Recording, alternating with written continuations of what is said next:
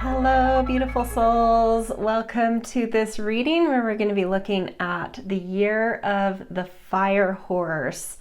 So this is in Chinese astrology at their Lunar New Year, which is the second new moon after winter solstice. We start the new animal for the year. Actually, technically in the Chinese astrology, it starts when the sun is at about 300 or is specifically at 315 degrees of the tropical zodiac, which tends to be February 4th. But that second new moon after the winter solstice, when Lunar New Year is celebrated, does give us our first new moon with the new animal. So it is kind of, like a real welcoming party to it. But since it has been around for a little over a week from when I'm doing this reading, which I hope to post it the same day, I've already felt that horsey energy out. It has, and I am born in the year of a horse, not the fire horse, but a horse. But I felt that horse energy, momentum, a little bit of, like literally when you say horsepower, they're very strong animals. And there is a little bit of an independent streak to horses, a headiness, a wildness. There's the term workhorse. They can work hard. But some of that horsepower that we get and that headiness and that wild energy comes because they are, so grounded and connected to the earth that it allows them to have a foundation. Their hooves really plant into the earth well, and it allows them to have this foundation that is independent, that is strong, that has a lot of momentum, but it comes from this kind of connected groundedness from within, where it's all channeled from. But then you add the fire energy on top of it, and there is some acceleration to that all. It sort of gives it some combustion. It gives it a little bit more feist, a little bit more independence, even a little bit more impulse and creativity and passion. And I've definitely been feeling that energy bubbling up. So in Chinese seasons, the fire energy is summer energy. So it's associated with the South. It's associated with adventure, passion, creativity, fruitfulness. But it is a little bit impulsive. It is a little bit domineering. It's like the strongest yang energy. So it can be a little domineering, a little bit tempestuous, a little bit exhaustible. The horse already knows how to burn the candle at both ends. It can work and play hard, but you add fire in there and it just it'll burn our candle at both ends very quickly if we're not connecting to that groundedness that the horse has and really recharging the way the horse knows how to do. So just some general things about the year of the fire horse. And the way I want to do this reading is I'm going to get a universal, this is going to be a very, very quick snapshot.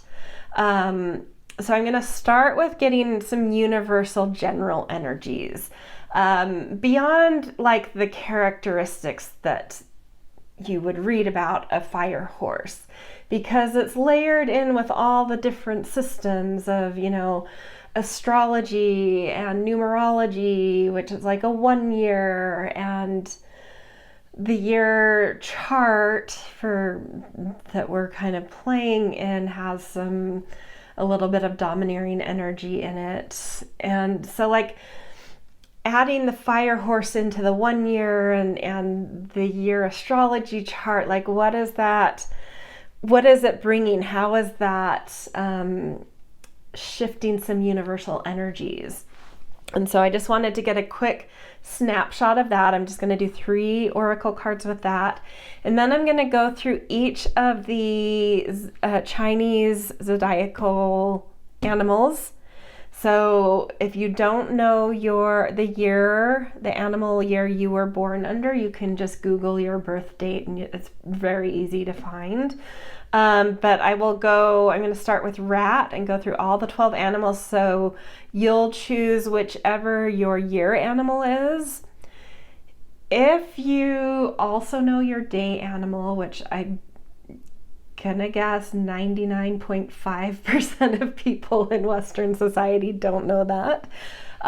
If you're interested in knowing your whole animal chart, so your year, month, day, and hour animal, I use Chinese fortune calendar.com, and you can find all 4 of those. And your day animal is actually the one that's most associated with you. So if you do know your day animal or you go and you find it, you could also tune into the reading for your day animal. Okay, so let's just get some general, and when I go through all of those 12 animals, I'm just doing 3 oracle cards. This is just kind of like a real quick, fun energy check, just some strategy suggestions from the oracle cards of like, how your energy is affected and how to work with that kind of thing. So overall, universally, what kind of energy is this fire horse year gonna bring? I love that, delight, and that's totally what I have been feeling since February 4th. It's been it's been busy for me, although that has a little to do with my own astrology, but like, I don't know, I just feel like there's been a lot of kind of, a lot of delightful things, it's like the little things that I've been really enjoying, just really feeling connected to the little things in life. Amber and Dawn, rewild. That's so perfect for a fire horse, rewild. Druid, tree keeper, perception versus reality. I feel like rewilding has a lot to do with like deconditioning and getting back to your essence and connecting. I honestly think rewilding is a very feminine energy. It's getting back in touch with soul and intuition and somatic things, our body, instead of being so much in our head. So I love that. I think the horse is bringing in some like deeper connection to body and intuition. Love it. Really liking this energy, guys.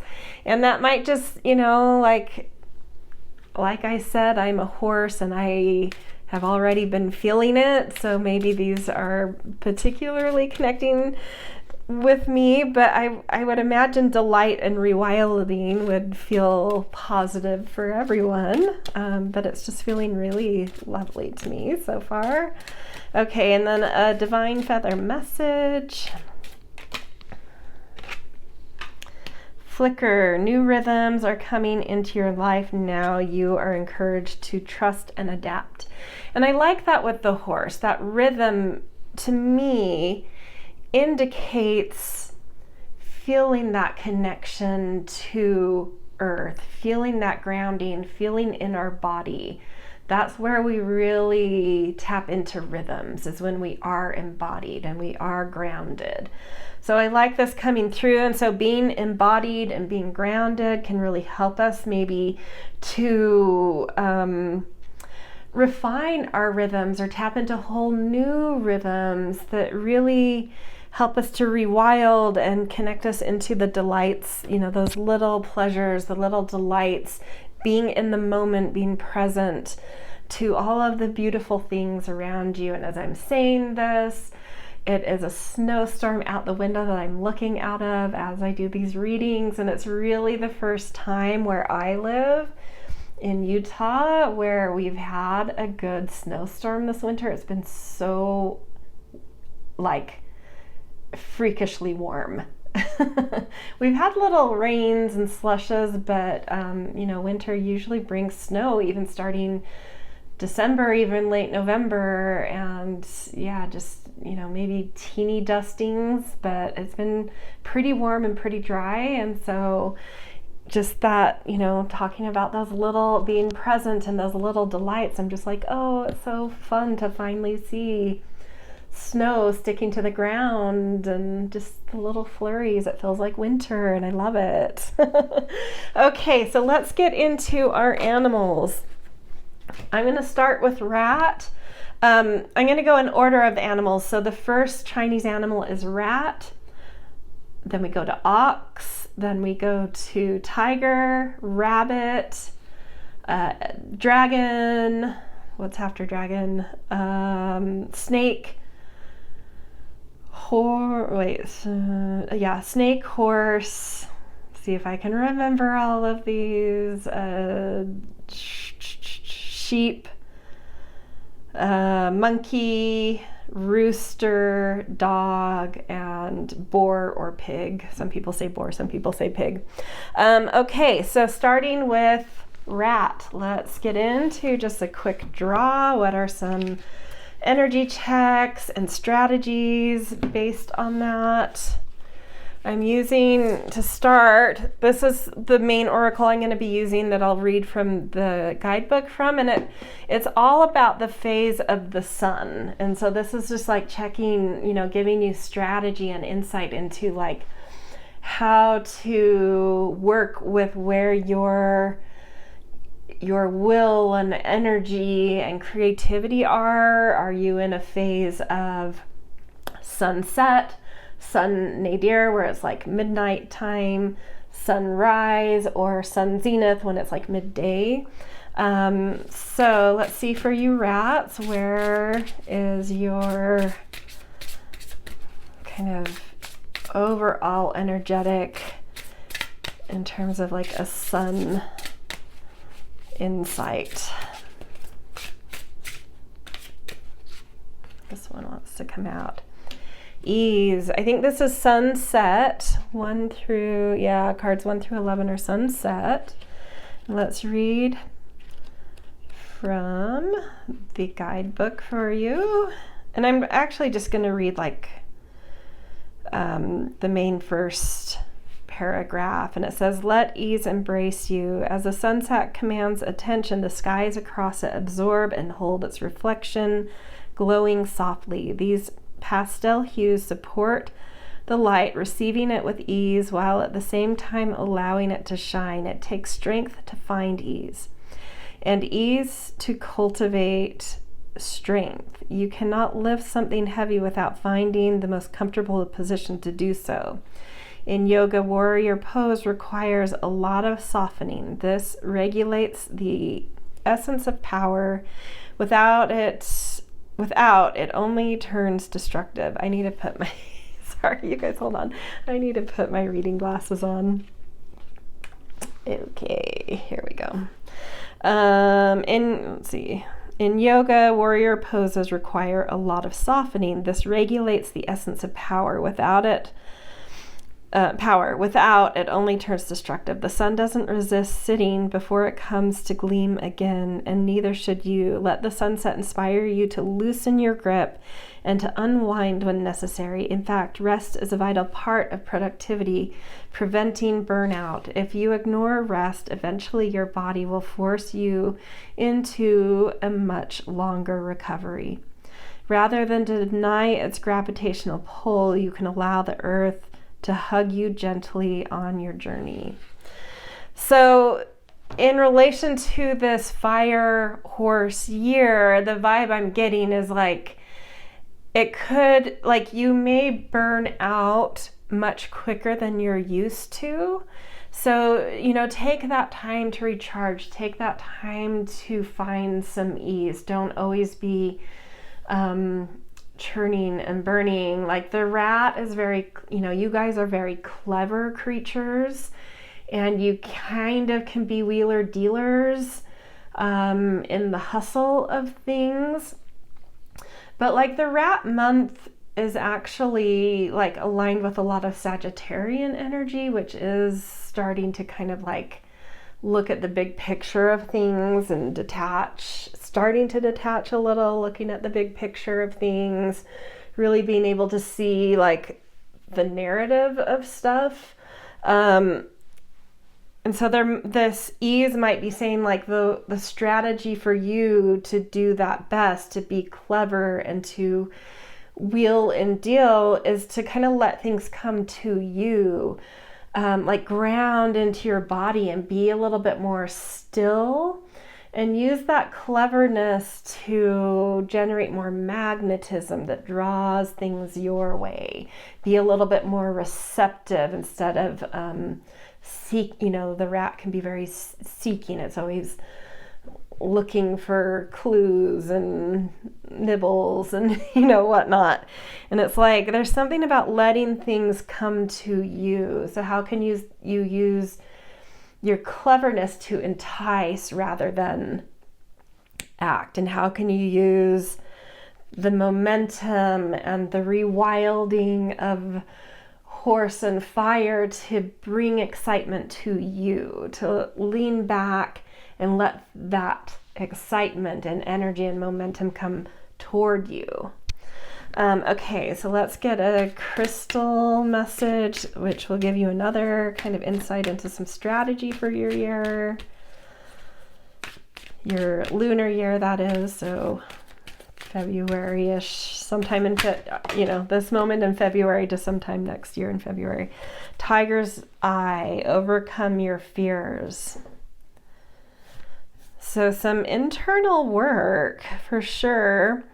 That sunset energy can bring a lot of reflection too. And so there might be some things mirrored to you this year that help you to see where fears are and see where they're coming from, and better, find more context and clarity around these things so you can overcome them. That's really cool.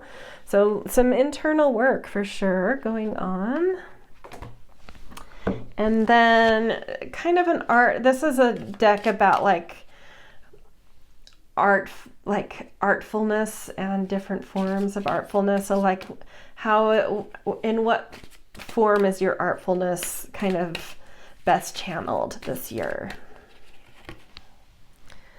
Art in general, this is the first card. It's just like create, like see the art in life, be art, attend to art. I think just in general, exposing yourself to art, even if that's not you creating it, but like, reading artful books, going to artful movies, visiting museums, seeing things in artful ways, doing everything you do it artfully, which is like drop into that embodiment and that ease to do things more slowly and more artfully. And just like let that be something that really stokes your fire and inspires you and has you seeing in more artful ways. So beautiful. All right, that's your reading, rats. Have a beautiful year of the fire horse. Let things come to you. Pay attention to reflections and be artful. Okay, next up we are going to the ox. Okay, oxes, let's get your kind of quick reading. We're going to be looking first at a card about like a phase of the sun, which shows like, giving you a strategy around where your solar energy is. With this fire horse overlay. Love. And this is one of the cards where the sun is at its zenith. It's overhead. It's very, bright. We're feeling the sun. It's illuminating everything. So let's read what this is the main card I'm picking, and then I'll do 2 other kind of little oracle cards, but I want to read from the book for this. Love is like a book you can read only with your eyes closed. Love is the catalyst of life. The sun devotes herself to light our earth. Her selfless commitment turns all of our worlds and illuminates the moon for us to admire. Everything starts and ends with love. It's your most natural state of being and the entire point of the universe. You cannot survive without it. Yet, understanding the complex simplicity of love transcends the capacity of minds. Love defies definition. It is sensed, felt, experienced. It can lead to euphoria, ease, discomfort, and despair alike. It can break you, but it is also the ultimate healer. You cannot give love if you don't feel love. How you tend to this precious yet abundant, gentle yet powerful facility within yourself is therefore of the utmost importance. If not for your own sake, can you love yourself for the universe that ached for your existence? What would it mean to do everything in love's honor? Nature thrives on reciprocity, and receiving love is interwoven with the duty to share it. Embrace your own being and that of others with crescent kisses of compassion. Beautiful. To me, that's really like tapping into that delight card that we got in the Universal Energy.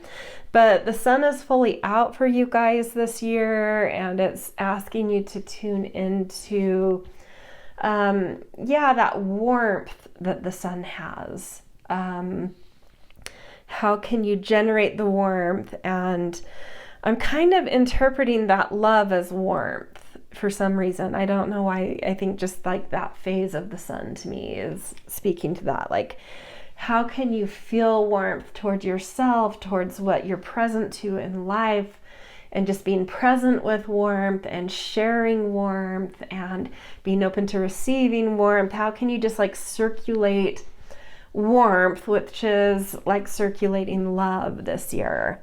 And I feel like, the horse to me brings a lot of momentum, and there's something coming through about like circulating and giving momentum to warmth and love. So, oxes can be a little more stoic than most animals, so that this might sound a little out of your comfort zone unless you have other animals that are more expressive. I mean, oxes are good orators. I wouldn't say they're not expressive, but like more heart expressive. So this might be a challenge for you guys to open your heart a little more this year, that like the fire of the horse could really warm up some coolness that might be in you, or some stoicness that might be in you. You might be able to find, I wouldn't say this with any backed research, but just in my experience, I would say a lot of oxes tend to suffer with a little bit of depression. And so this might be a year where like warming yourself, your atmosphere could bring some new circulation that kind of elevates out of that kind of mood. So yeah, just like enjoy that, really be present with warmth. And maybe that's why I'm feeling compelled to say warmth instead of love, is that might connect to some of you more easily, that term. It's the same thing to me, love and warmth, but like warmth may sound easier to connect with for some of you. Okay, so let's get another strategy suggestion from the crystal realm.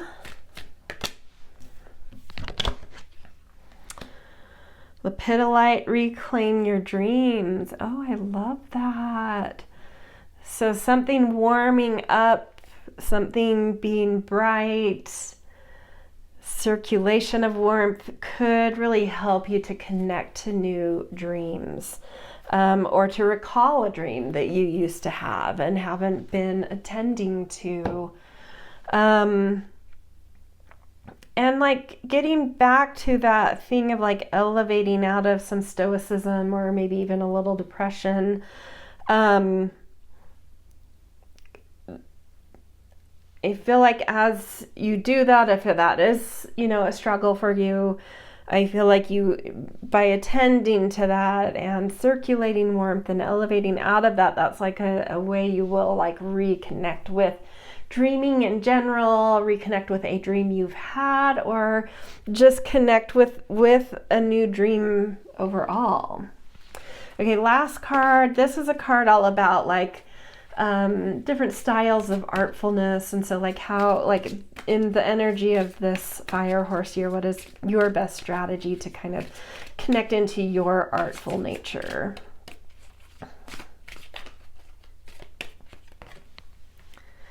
The curator. And I like to sometimes break down the etymology of words or just break them down in my own way. And I feel like curation has a lot to do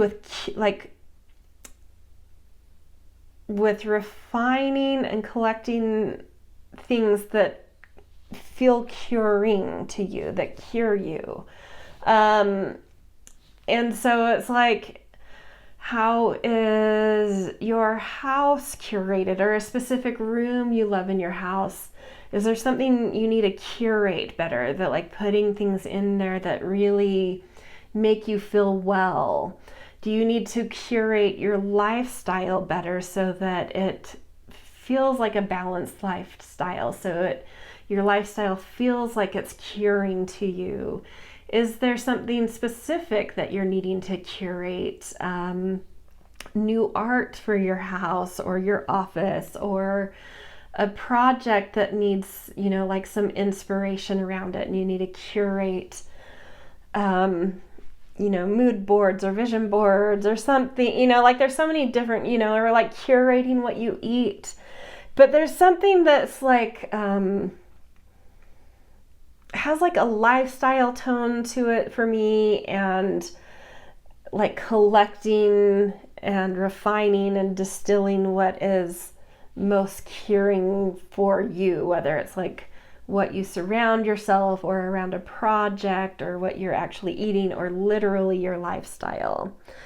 So I think that's beautiful. I think a lot of refinement and curative things and elevating and generating more warmth in your life and connecting to dreams this year. Beautiful. All right. Happy year of the fire horse, Oxes. Okay, next up we have, let's see, Tiger. Okay, Tigers. Let's get into your just three card draw. The first card I'm doing is the one that's like the main card, and I'll be reading from the guidebook for this. And it's a sun deck, kind of like talking about the phases of the sun, whether it's like sunset, sun nadir, sunrise, sun zenith, and based on that, some strategies that might be helpful for you in this fire horse year. Beauty, I love that. That is, I think, a sunrise energy. Gorgeous. So let's check out what the book says. Get my reading glasses on. Okay, beauty is the language of love. Beauty envelops us at all times. Beauty is how love speaks. Wind, how she expresses touch. Light, her service. Nature, her gift. Quiet, her quality time. As a universal constant, beauty transcends individual perceptions. Our understanding of its character can differ, but the earth shares its stunning sunrises daily. You would do well not to try to impose your own understanding of beauty's face onto someone or something else. We all see the world a little differently, which in itself is magnificent. Beauty is much too vast to fit in anyone's box. Yet although it is everywhere, you still have to make a conscious effort to actually notice the translucent blooms surrounding you, for they are easily missed. In fact, beauty cannot be pictured, only experienced. Though ever present, it is also elusive. Look for the radiance in the sand, in the shrubs, in the cacti, in the skies, in the stars, and in yourself. Find beauty's delicate presence in your joy. Inhale its essence. You carry its breath, and so does everything else. I love that, and it does feel like, because you tigers can be a little bit experimental and outlandish, and sometimes a little avant-garde, and liking things that aren't stereotypically maybe beautiful, in hunt for shaking things up a little, progressing things.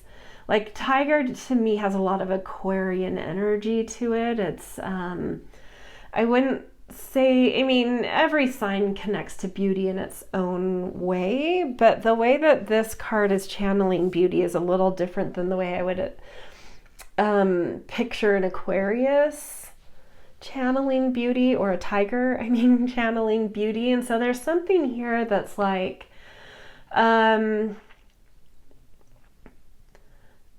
don't try to reinvent the wheel this year. Don't try to break things just for the, it's sort of like sometimes the rebel is a rebel without a cause, and sometimes it's a rebel with a cause.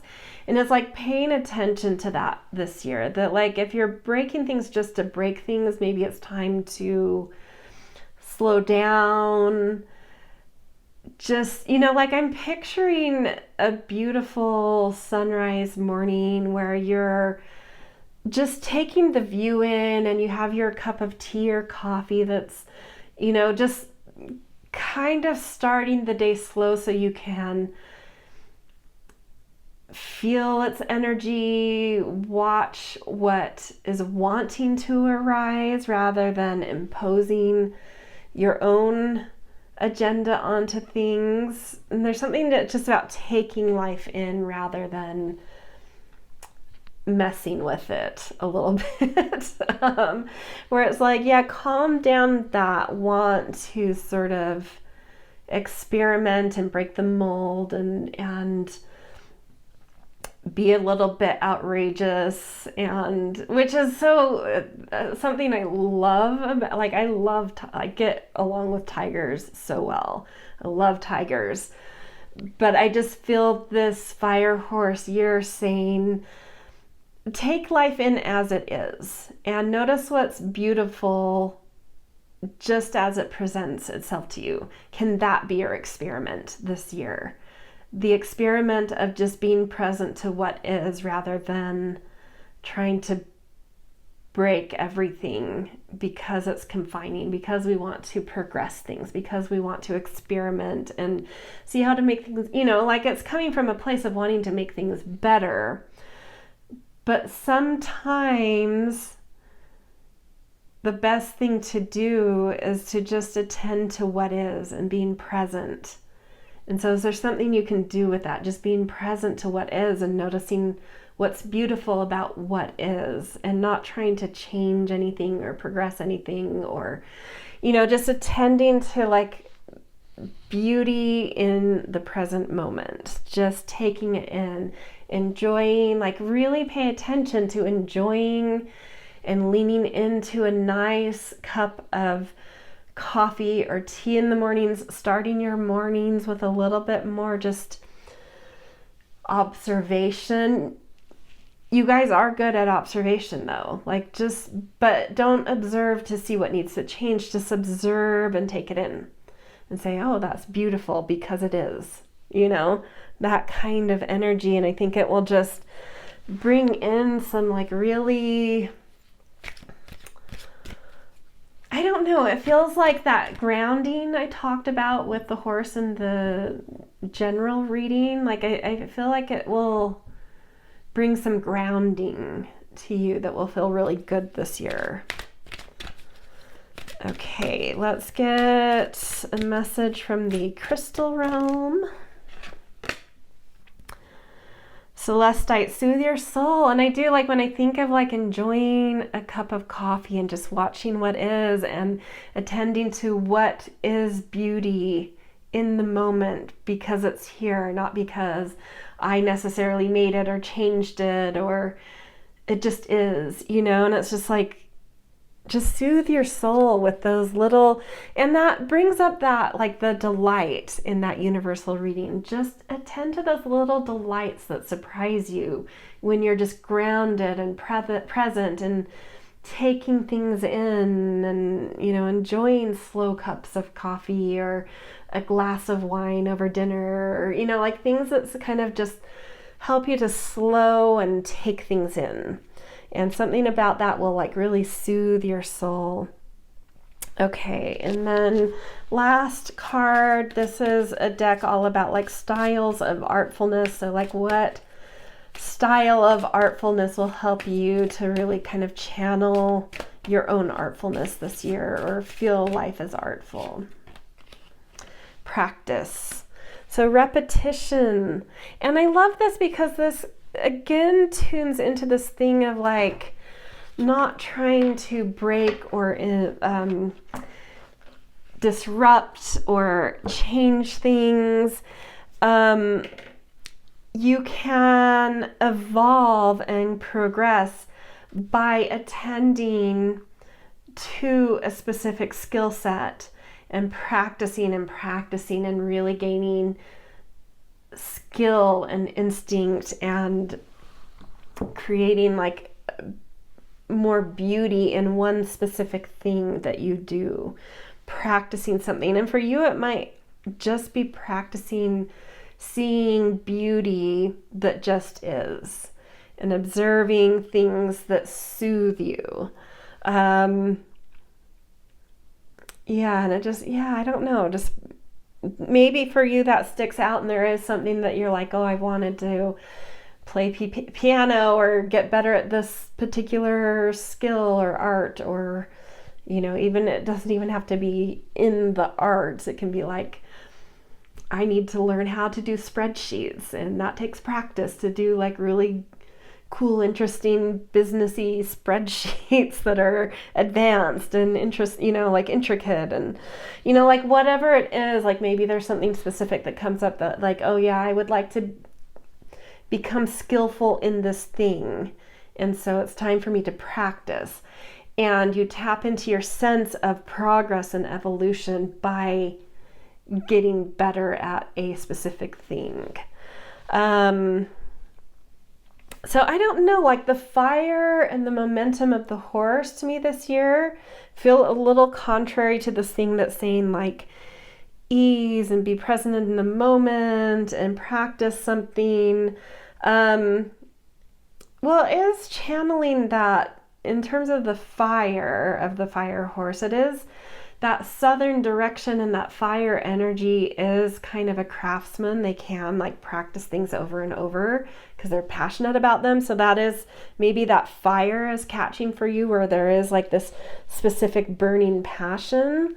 But I'm feeling with the horse that groundedness, and that's come through, I think, with all of the three, you know, this is the third one I've done. There's something about the groundedness of the horse coming through, like being connected to the ground, that there might help you to be more present and see into the beauty of each moment of what just is. So yeah, really beautiful. I like this for you, tigers. It does feel like a year that it's like, just, you know, take life in as it is with beauty, and then like really let that passion and your drive focus on something specific to practice and like cultivate a very specific skill that you get a lot better at in the coming Lunar New Year. So yeah, beautiful. All right, that's your reading, tigers. Next up, we have rabbits. Okay, rabbits, let's do your fire horse reading. We are going to I'm using the sun deck to kind of tap into that fire energy, but looking at like the phase of the sun and some strategy based on that for your year. Forgiveness, that one was strangely flipped upright. And I'm going to take that. So this is the main of the 3 oracle cards I'm going to be doing. And I'm going to read from the book for this. And 20, this is sun nadir. This is the sun like when we're fully turned away from it, like midnight. So it's like underneath us. And forgiveness, which rabbits are actually really good at that kind of energy, forgiveness. Okay, so let's see. May your shadow dance in the ballroom of my heart. How can we call... Hold on, I need to put my reading glasses on.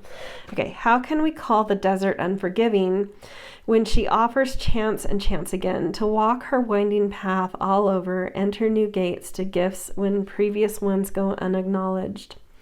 Life after death, a plethora of space, of geodes, of soul, receptive to cold nights, receptive to magic and gypsum. Perhaps in the depth of your own shadows you can find the same. Humans make mistakes. We're all a little bit lost when the light is low. Yet darkness also reveals stars. Make space for others' shortcomings and perhaps more challenging your own. Your perceived flaw may look like a gem to another. Ultimately, cutting yourself and others some slack feels a lot better than constant inner criticism. Forgiveness isn't excusing any painful actions nor reconciling with them. It is a conscious decision to free yourself of their weight. If the pain we feel gets carved into consciousness, then it's imperative to heal it. Forgiveness is part of that. When you fall out of alignment, reorganize. To paraphrase Kobe Kozlowski, when you've created chaos, tidy up again. The desert doesn't hold grudges and neither should you. Oh, that is interesting because rabbits, you guys are so sensitive in your energies and you can hold a lot of fear, which can turn into, you know, some inner criticism or shame around like holding yourself back or being overly sensitive. And I don't mean sensitive in terms of fragile. I just mean like you absorb everything. And so it just takes you time to kind of process and distill what's meaningful and important. And our modern world doesn't like to allow for that kind of space and time always. So, you know, rabbits can sometimes feel a little out of place in this world, in my opinion. I mean, you are the rabbit, so if that resonates for you, you know, I see you. If that doesn't resonate, maybe you have your other 3 animals are like more quick and, you know, fiery or something. But I feel like this is saying it's just time, like the fire of this year is giving you some space to kind of integrate and distill the meaning you need to find and let go of the things that don't belong to you or are weighing you down.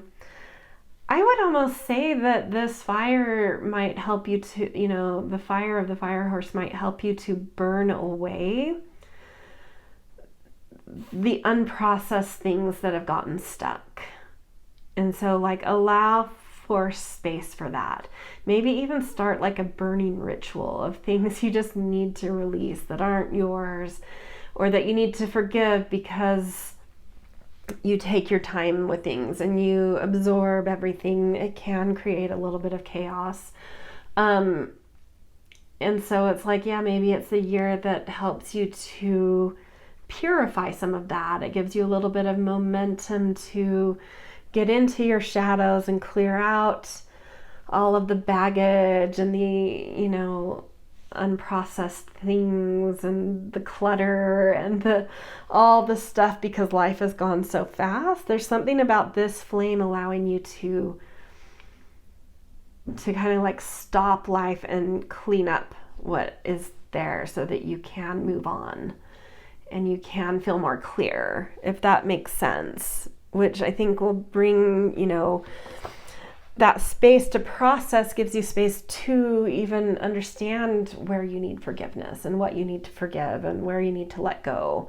So I feel like the fire is giving you spaciousness to deal with what's already gathered and accumulated. Yeah, that's very interesting. And like the horse's momentum is giving you energy in cleaning out your closets, right? That kind of thing. Okay, so let's get a message from the crystal realm. That one wanted to come up. Jade, be the bigger person. So I feel like as you burn away things that don't belong to you, that you need to let go of, and you start to clarify where forgiveness is needed in order to be able to move on and release some weight in your life, you may see also some circumstances where you're like, oh, if I were just the bigger person in this situation, I could let go of that weight, even if, you know, that person hasn't changed, or that person doesn't deserve to be forgiven. The forgiveness is for you, so you can let go and move on. And so you may recognize over the year, as you kind of start processing and weeding through the closets and the baggage and all of the things,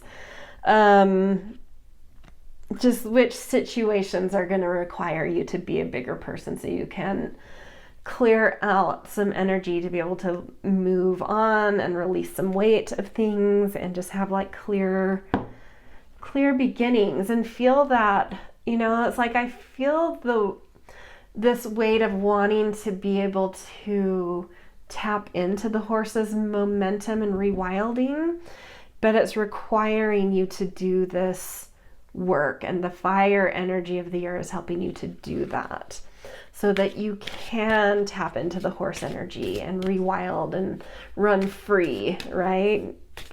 Okay, last little card we're doing. This is a card about like different ways of being artful. And so like, what is your strategy this year in terms of feeling life as artful flow? That makes perfect sense. Really pay attention to where the universe is asking you to let go of things, what you're feeling naturally drawn to kind of like process and organize and move out and let go of. Like, where is the flow asking you to just like release things and surrender and be the bigger person? Like, just kind of let go and let the universe move you through these accumulations of things in your life that need movement in order to, you know, like to create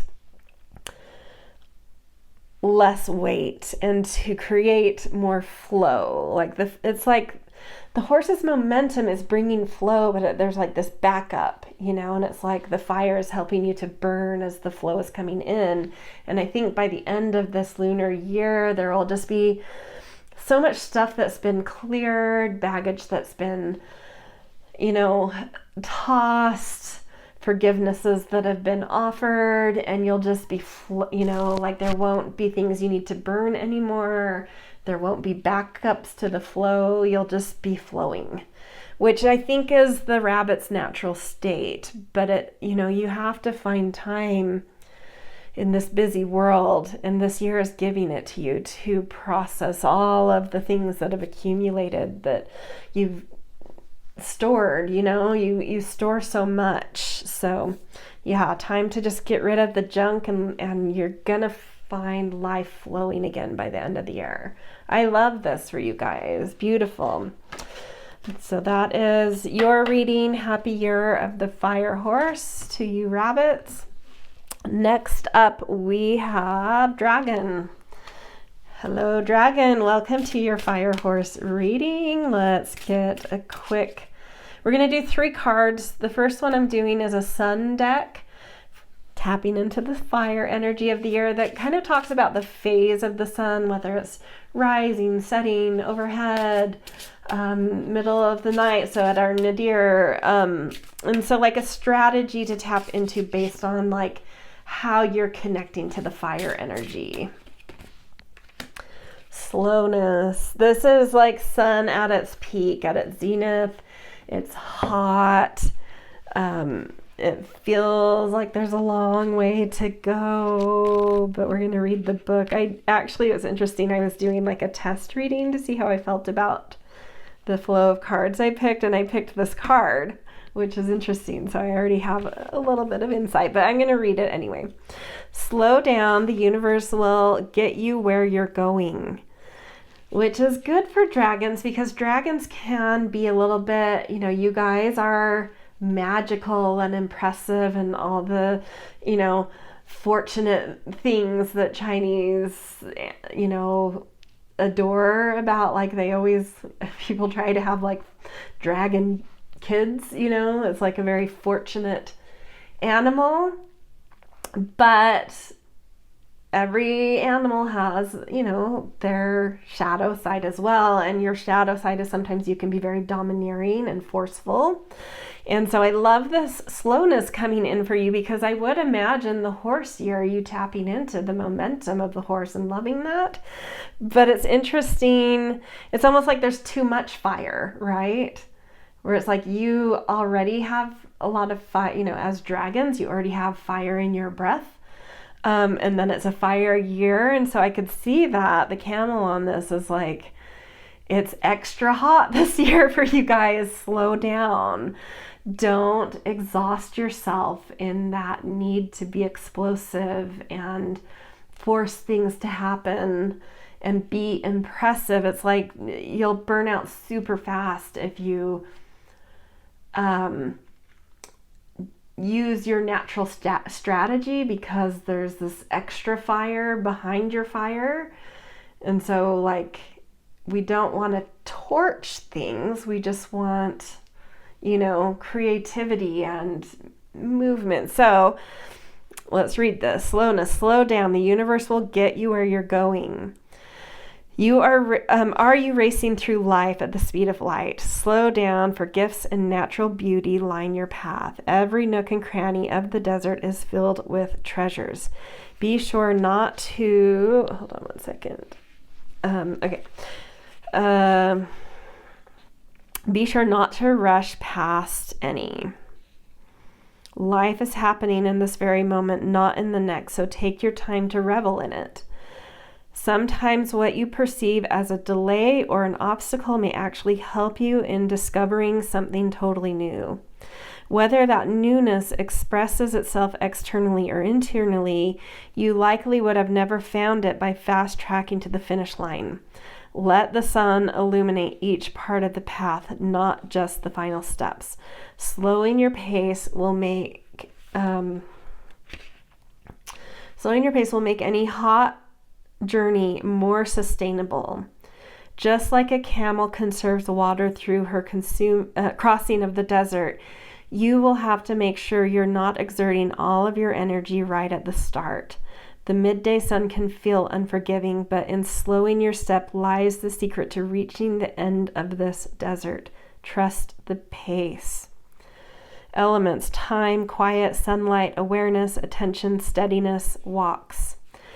Interesting. So it's like your horse is kind of taking on the form of a camel this year. Camels can trot, but they can get into a little bit of a gallop, which was something I discovered for the first time while I was on one. I didn't realize they did that. And anyway, that's a whole story.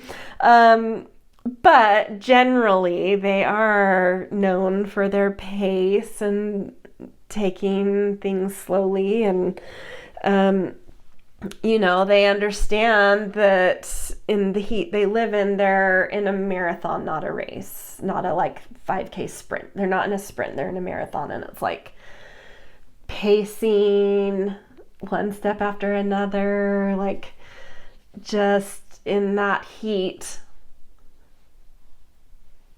do the pace, do what's sustainable. And so I feel your the horse for you this year morphing into the camel, trying to store some water, trying to really ground itself, and it's walking.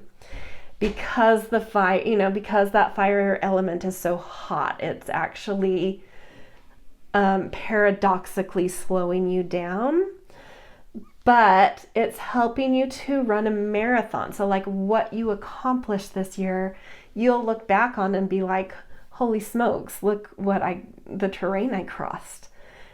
How did I do that? I did that by slowing down because it was so much heat, There was so much I feel like when the sun is at its zenith, there's pressure there. That's when we're at our most pressured, in my opinion, but I'm not a super solar creature, so I don't know, you may have a different opinion. But I do feel that for you guys, that it's like fire on fire. And so it's like the horse turning into this creature that is like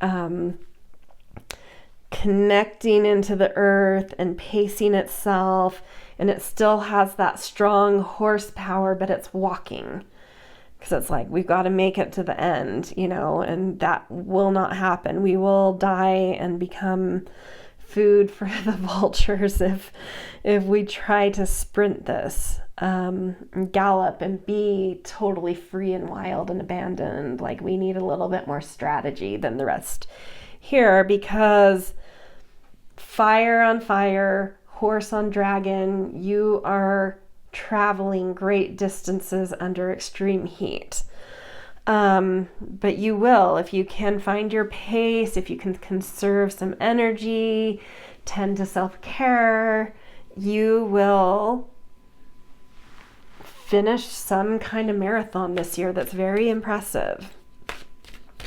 Okay, what does the crystal realm want to give to you guys? And there was that thing, and I can't remember word for word, but I feel like there was something in what I read that was like, when you do go in that slow pace, you might see some beauty that you would have missed otherwise, that can really alter the course of like how or where you're moving, or the quality of what you're moving. And so also in that, like, finding a sustainable pace, you actually attend to a lot more beauty as well, and really cultivate things. I've used that word has come up in a lot of readings, cultivating. You'll cultivate like the path you choose to move through this marathon. Let's pretend this marathon is like, not like a very technical, it's 26 miles, but it's this spot to this spot, or we'll do it off key, like this spot to that spot. And it's like you could take a mountain path that's a little shorter, or you could go all the way down in the plains, and there's these different ways to get from point A to point B. All of them are long expanses. But if you're present and you're sustaining your time, you're taking more cues of like what path feels more, hearkening back to the universal read I did, delightful, more beautiful, a little bit more grounded in your essence, So it's like slowness helps you take a better path, attend to more beauty, enjoy that long journey versus trying to rush it and then burning out. Labradorite, sorry. See the magic. And you guys are the magic creature of the Chinese zodiac. And it's like, this is the strategy you need in order to be connected to your magic. In order to see the magic and be the magical beings you are, you need that slowness. Okay, last card for you guys. I have this deck that talks about different styles of artfulness. And so I'm using this to show you the artful strategy you need this year in order to tap into your greatest artfulness. Harmony. I love that. It's like notice what's resonating. Tune into cooperation. With the heat in the air, you're already a fiery creature in your nature, and then there's this fire horse, and it's a very yang year. Tempers could be right on your surface this year. I had a boss that was a dragon, and man, his temper, woof. I know other dragons that don't necessarily have that, but I just remember this particular boss, that temper was always right on the surface.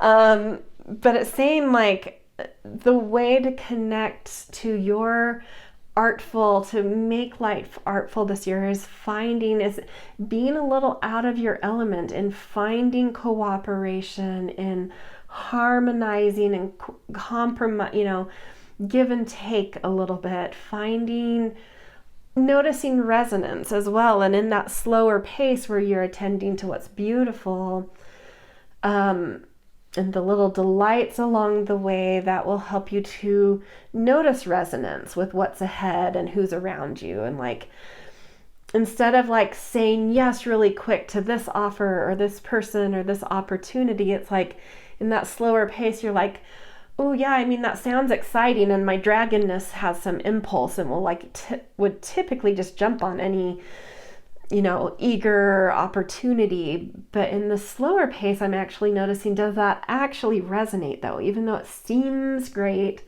this is helping you to slow down, to notice that not all that glitters is gold.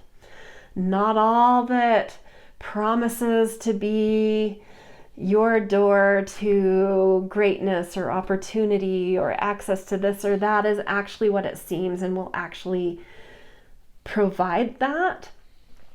And you're in this slower pace to notice it may seem to offer that, but is it resonating? And if it's not, maybe it's actually not going to lead me somewhere that will have good outcomes, even though it, on the surface promises to. And so this year, being in touch with a more artful way of life is to slow down and ask those questions before your normal way of saying yes and leaping into opportunities would take you to slow down and be but does this resonate?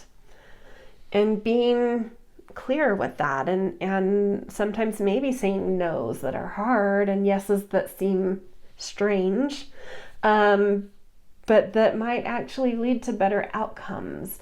And that could even be that, that analogy I was using of what path.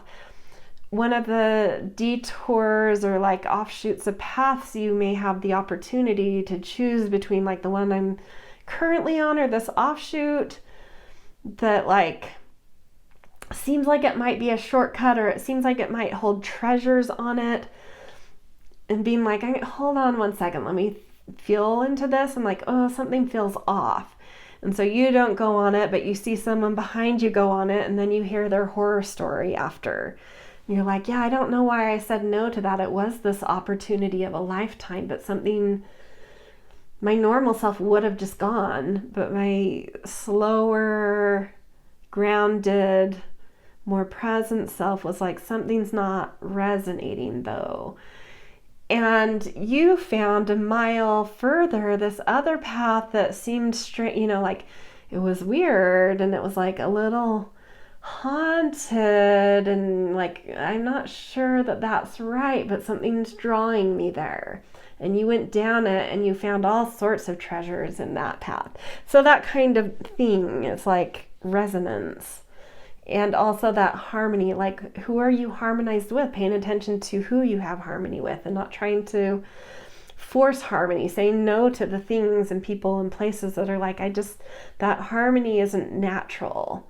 I could find it with work, but in this slowness and the distance I have to go this year, maybe it's better that I look for where those natural harmonies are, and it's easy to cooperate and compromise because we're in sync, Okay, so that's your reading, dragons. I think it's a good strategy, and maybe it sounds counter and ugh to what you're used to, but by the end of this year, if you follow this, I think you'll be really glad you did and really thrilled with the outcome.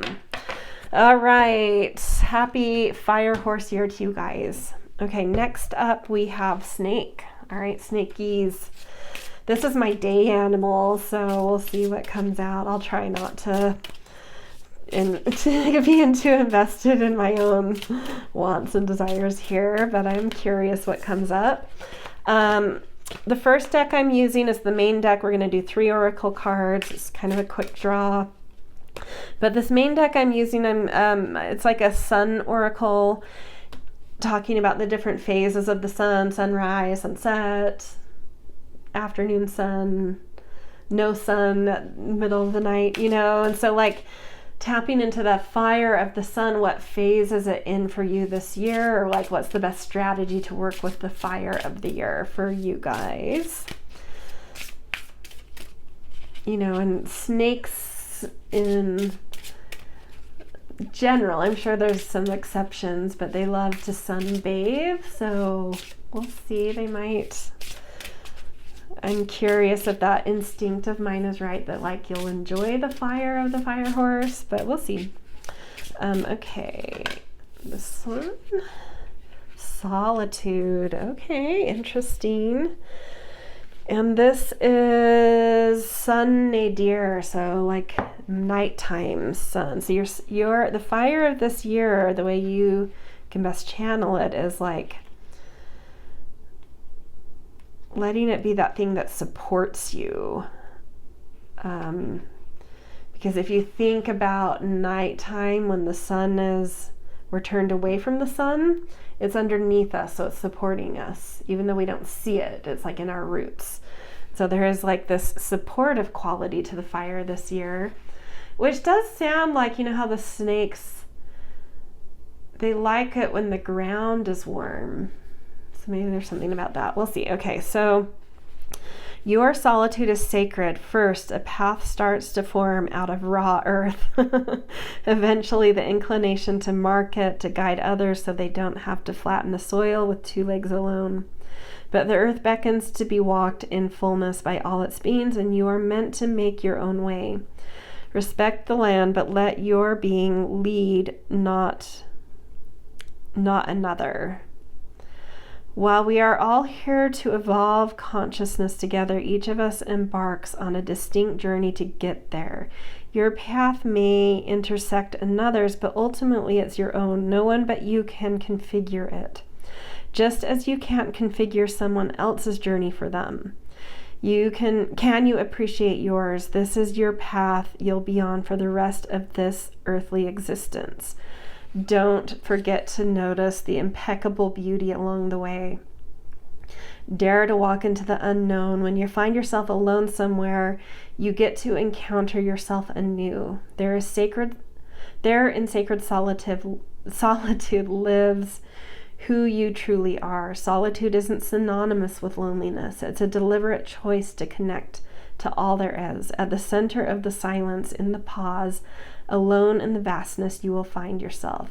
Snakes you guys are a very contemplative animal.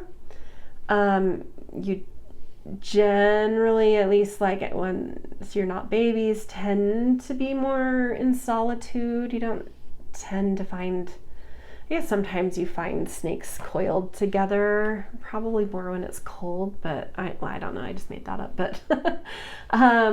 But usually when you see a snake, they're alone. They are kind of solitude creatures, philosophical, wise, contemplation. And so I feel the fire of this year in that it's like supportive, it's supporting you from underneath, is giving you that kind of earth you need and that support you need to contemplate life and to think deeply and to, like this, the guidebook is saying, to find yourself and be yourself and make your own way.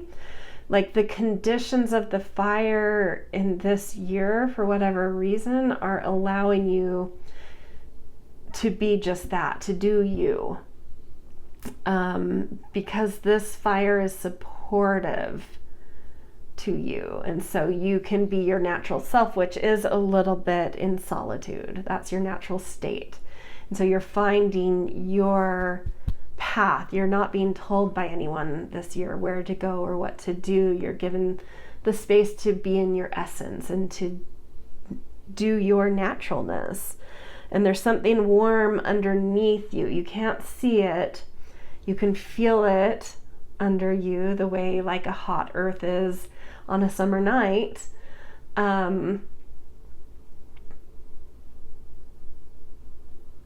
It's still, the warmth is still there even though you can't see it, and it's supporting you even in some darkness in the middle of the night kind of thing. And so I feel, there's something here, and that, like it's come through in most readings so far, the groundedness of the horse. And snakes are absolutely great, your whole underbelly is connected to the earth as you move. And so that aspect of the horse you're really appreciating this year, I think. Like there's a groundedness, and then the ground under you is warm because of the sun that's supporting you. So there's just, I don't know, there's something just unnameable but special, and just like really allowing you and supporting you to be you, which is really beautiful. Okay, and it's like the momentum of the horse too, because this did talk about making a path. It's like, even though you may, unless you're striking at something, tend to be a little slow, you are moving this year and you are finding a beautiful path that allows you to be exactly who you are and allows you the space you tend to need. Okay, so let's get some more insight from the Crystal Oracle, a Crystal Oracle. Ooh. Black Kyanite, set strong boundaries. And I do 100% feel like this is more about boundaries to allow yourself solitude this year. We'll see what your next card says, but the feeling I got when I saw this wasn't like, oh, I need protection from people, or I need to set my boundaries because people walk all over me, or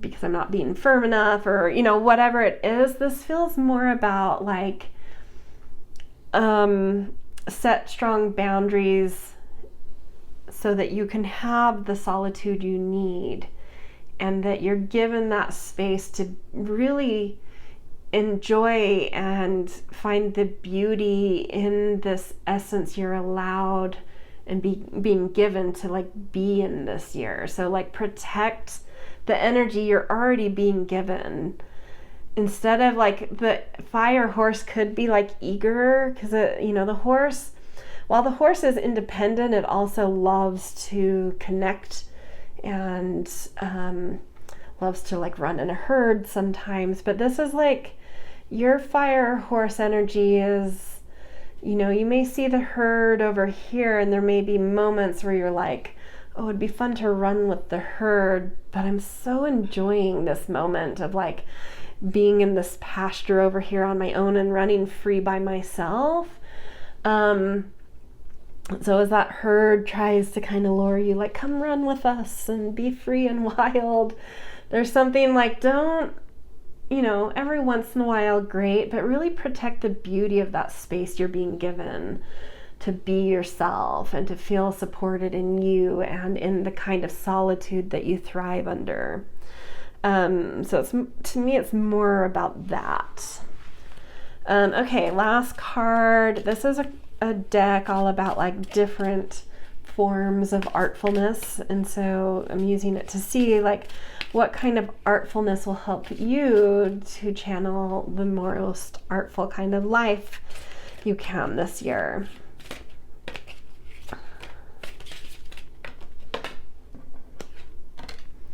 Soul. Yeah, it's connecting to your inner world And the soul, I do think about like being in the roots of things, and that's where the sun is for you. And so it's like the sun, that fire is illuminating. It's like really coming to life inside of you, in your roots, in your depths, in your soul. And you need to be alone, you know, like that solitude, not loneliness. When you do feel loneliness, you can always join that herd for, you know, an outing. But once that's fed, it's like where you're really finding the richness this year is in that solitude and that sun in your foundations that's giving you warm earth under your feet, even in the dark wonders of a starry night. That allows you to contemplate your soul and allows your soul to speak to you and to come to life and to show you a whole inner world that's developed and coming to, you know, coming into formation in you. And so it's like really beautiful time to like really be in tune with soul work and enjoy the beauty of what is thriving in your soul and whole new worlds that have kind of are starting to flourish in there. And I don't know, it's just like really feeling yourself, really feeling, you know, as the snake, a warmth under your true essence and room to just be you. And yeah, it's beautiful. It's this really beautiful energy. I love it. So that is what's coming through. Good luck on your fire horse year. I really like what I'm seeing for you guys. And yeah, get to that solitude and beautiful inner work. Okay, up next we have the horse. Horsies. This is my year animal. So excited to see what comes through in this one. From what I wouldn't say I'm an expert on the Chinese animal astrology system, but a common thing I've seen over and over again is that when the animal year matches your year, it doesn't always read as like a really great year, because it's like, if I understand it correctly, and I'm pretty sure I do, it's like there's more pressure. There's more amplification, but like you're kind of like you're like very visible. And so there's more pressure on you to perform, to meet expectations. Your flaws and your gifts are all out there. So it just like amplifies everything, and it can feel a little, just like pressure, right? But that doesn't mean that there aren't things that shouldn't be visible and that aren't worth being very seen and, you know, great. But it's like just something to know. You might be a little more under the microscope and feeling a little pressure on you this year. Because it's not the same thing as like, oh, you know, we all want to be seen, right? And it's not quite like that where it's like, oh, it's a year you're going to be seen. There might be elements of that, but it's like, it is like being under a microscope where there's just pressure under you. But if there is an animal that deals well with pressure, I would probably say it's horse. You guys are, you know, work horses. You have horse power. You can carry a lot. You're capable of carrying a load, right? You're capable of holding some pressure. So I think you'll do it gracefully. Maybe I'm wishfully thinking for myself, but I do feel that authentically. Okay, so I'm going to do 3 oracle cards. The first one is I'm matching the fire element of the year with a sun deck that talks about like a phase of the sun, which will help to give a strategy of like how to use the fire of this year, how you're connecting with it, and how to best use it. Okay, so we have magic, beautiful, and this is actually sun in the nadir. So when it's like when we're fully turned away from the sun.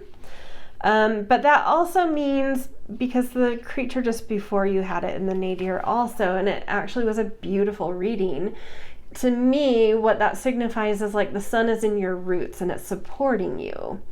And I actually love that for what I just talked about with the pressure, because that's saying that you have support while pressure is on you. Love it. So you are channeling, maybe there's something about this fire, because this is the fire. I chose this deck for the fire. So maybe there's something with the fire energy and being a horse in a horse year that is magical, and it is supporting something about you. So cool. Let's read what this says. I gotta put my readers on. Hold on. Okay, you hold magic. Woo, I love this. It's unrealistic not to believe in magic. How else do we make sense of our magnificent planet and our own brief time on it? How do you explain the faces in the rocks, the soul of a flower, and the shape shifting of the moon? It's easy to get wrapped up in all the should-haves and the it's easy to get wrapped up in all the should-haves the adult world throws at us and forget that being alive at all is total wizardry. To have been selected by the planet, by source, by your own soul, by God, or whatever you believe in to be here, don't you think that's a miracle? Perhaps your own spark is the reason for that. The world is governed by the will of consciousness. Clearly, you have something worthy to add to the planet, for it wants you here. That says something to me about like being under the microscope, that like what people are seeing, you're wanted. And so, and also needed, and there's something magic that's being seen in you, that the pressure is coming from like maybe too many people wanting your magic, right? Because it's under the microscope and everyone's like, whoa, that's magic. I want some of that. We'll see what your other cards say, but I'm feeling that might be something. Clearly you have something worthy to add to the planet, for it wants you here. Your personal magic doesn't have to look like divination. Touching its spells could simply express itself in your ability to make others laugh. The point is to make your existence count and create the best conditions for your magic to flourish. Can you work to give yourself what you require to live in your highest potential? So definitely a note of self-care here, paying attention to what you need and what supports you for your particular magic to thrive. This is all you have to worry about, for the gentle hand of magic will provide the rest as it opens the gates to serendipity. Watch everything fall into place like magic. So being clear, there's something about like the fire energy with this, horse on horse energy. The fire energy bringing some clarity about what you need to feel supported, what you need to fill your cup as full, what you need to support your particular brand of magic that I feel like people might be needy for or something. So it's like, yeah, pay attention to what fills your cup, the self-care you need, the things that support you, because there's a little bit of pressure on your particular brand of magic. The horse's magic is momentum. It is tuning back into the universal reading we did. It is rewilding. It is this grounded power and strength. It is this ability to burn the candles at both ends. It can work hard and play hard. It's,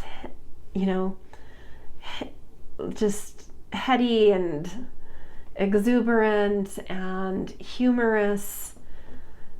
It loves to, just move and be free and feel the wind in its mane and explore and have fun and pull loads of things across the city, or it works and plays hard. It just is its brand of magic is it's just in life, like it just wants to be part of, connected to earth, using its energy, giving momentum to things, feeling exuberant.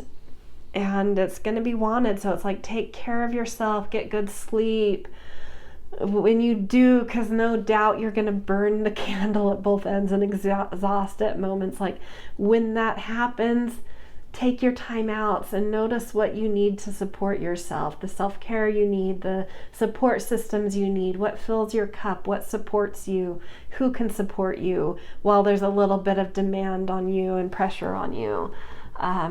Yeah, so I love it, but I do feel you're really connected to your magic this year, and feeling like your brand of magic is the magic that's in the air, you know?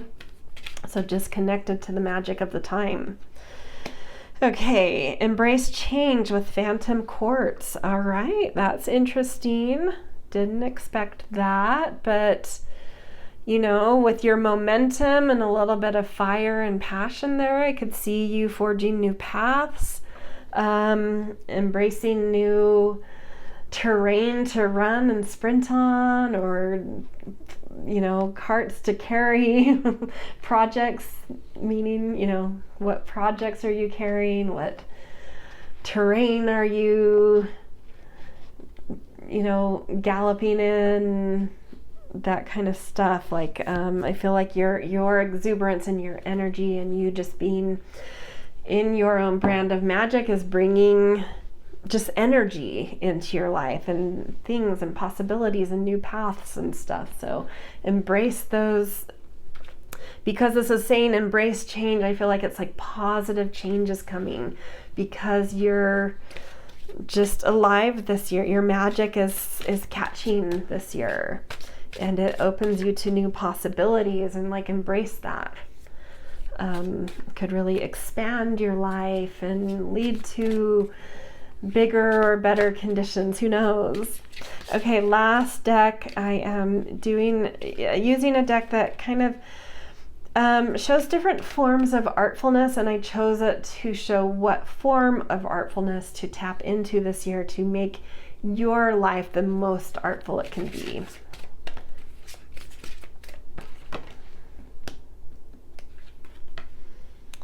Liminal. Oh, fascinating. This is like threshold energy, the between places. And so that all the better with that note to embrace change. It's like there could be some endings coming through, some things that are wrapping up that feel like they're in a natural end, you know, because like liminal threshold place is that natural ending where it's like you're anticipating it. It's like a graduation. Like, I've finished high school, and that summer between high school and whatever comes next is that liminal space where it's like, for some people, maybe they know and they've already gotten accepted to a college, or they've had to get a job right out of high school, but let's just suspend reality and pretend that most people, I know this isn't necessarily how it is. Actually, I'm going to change this. It's like graduating from junior high, which in the US is like, the grades are a little different. Even in my own city, like sometimes the grades are different, but let's just say it's like 9th grade, which is like 15 or something, and you graduate junior high and you're going to go to high school, and you've got a summer between, and it's like you anticipate that ending of junior high. It's natural. You know, you knew it was coming, you were excited about it, you're ready for the next stage.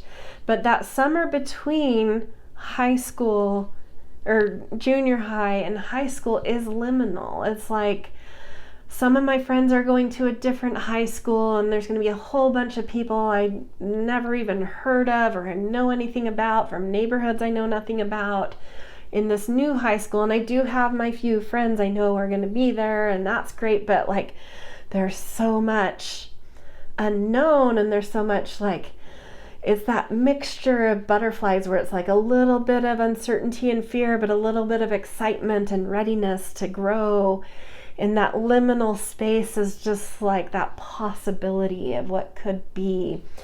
And this is just saying, like, there's something about that year where it's like you are graduating from something and you know what's on the horizon, but it's a little undefined of what that's going to be. And so it's like live and embrace that change and be excited about the new things coming in and prepare yourself for it. You know, like, what are the classes you're going to take? Maybe get a head start, get some books early and read a few things, and talk to people that already, you know, started high school last year and what was their experience. Like, not out of like anxiety and fear, but just, you know, embracing the change, being ready for it, like being prepared kind of thing. Like, okay, that's cool. I'm excited for that. Oh, that's good to know. That sounds not fun. But I'm embracing, you know, like I'm getting ready for it. And there's something big and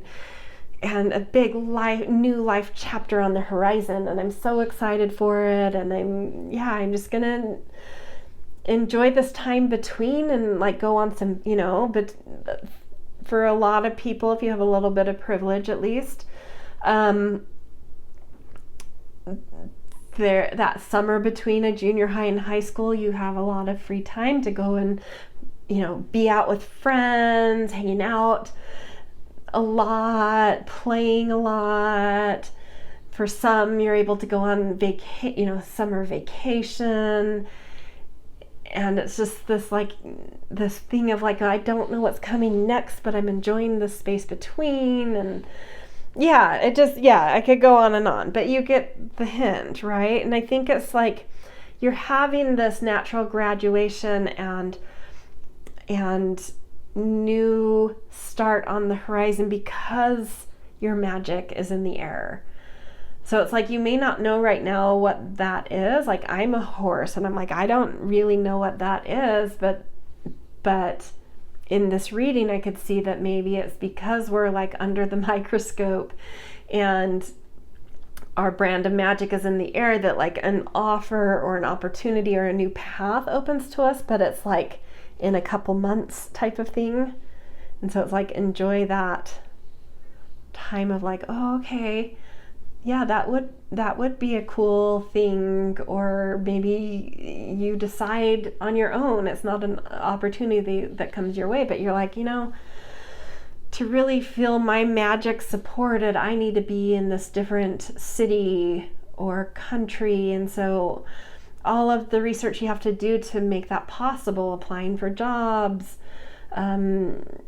maybe you have an apartment or a house that you own, and it's like, okay, what are the comps in my neighborhood? What would it go for? And what's comparable in this other place? You know, so it's like embracing the changes and like figuring out while you're in this liminal space between like, I'm done with this and I think I want that, but I have to kind of weave some magic to bridge them and embrace some changes and allow life to change and myself to change and things to change around me.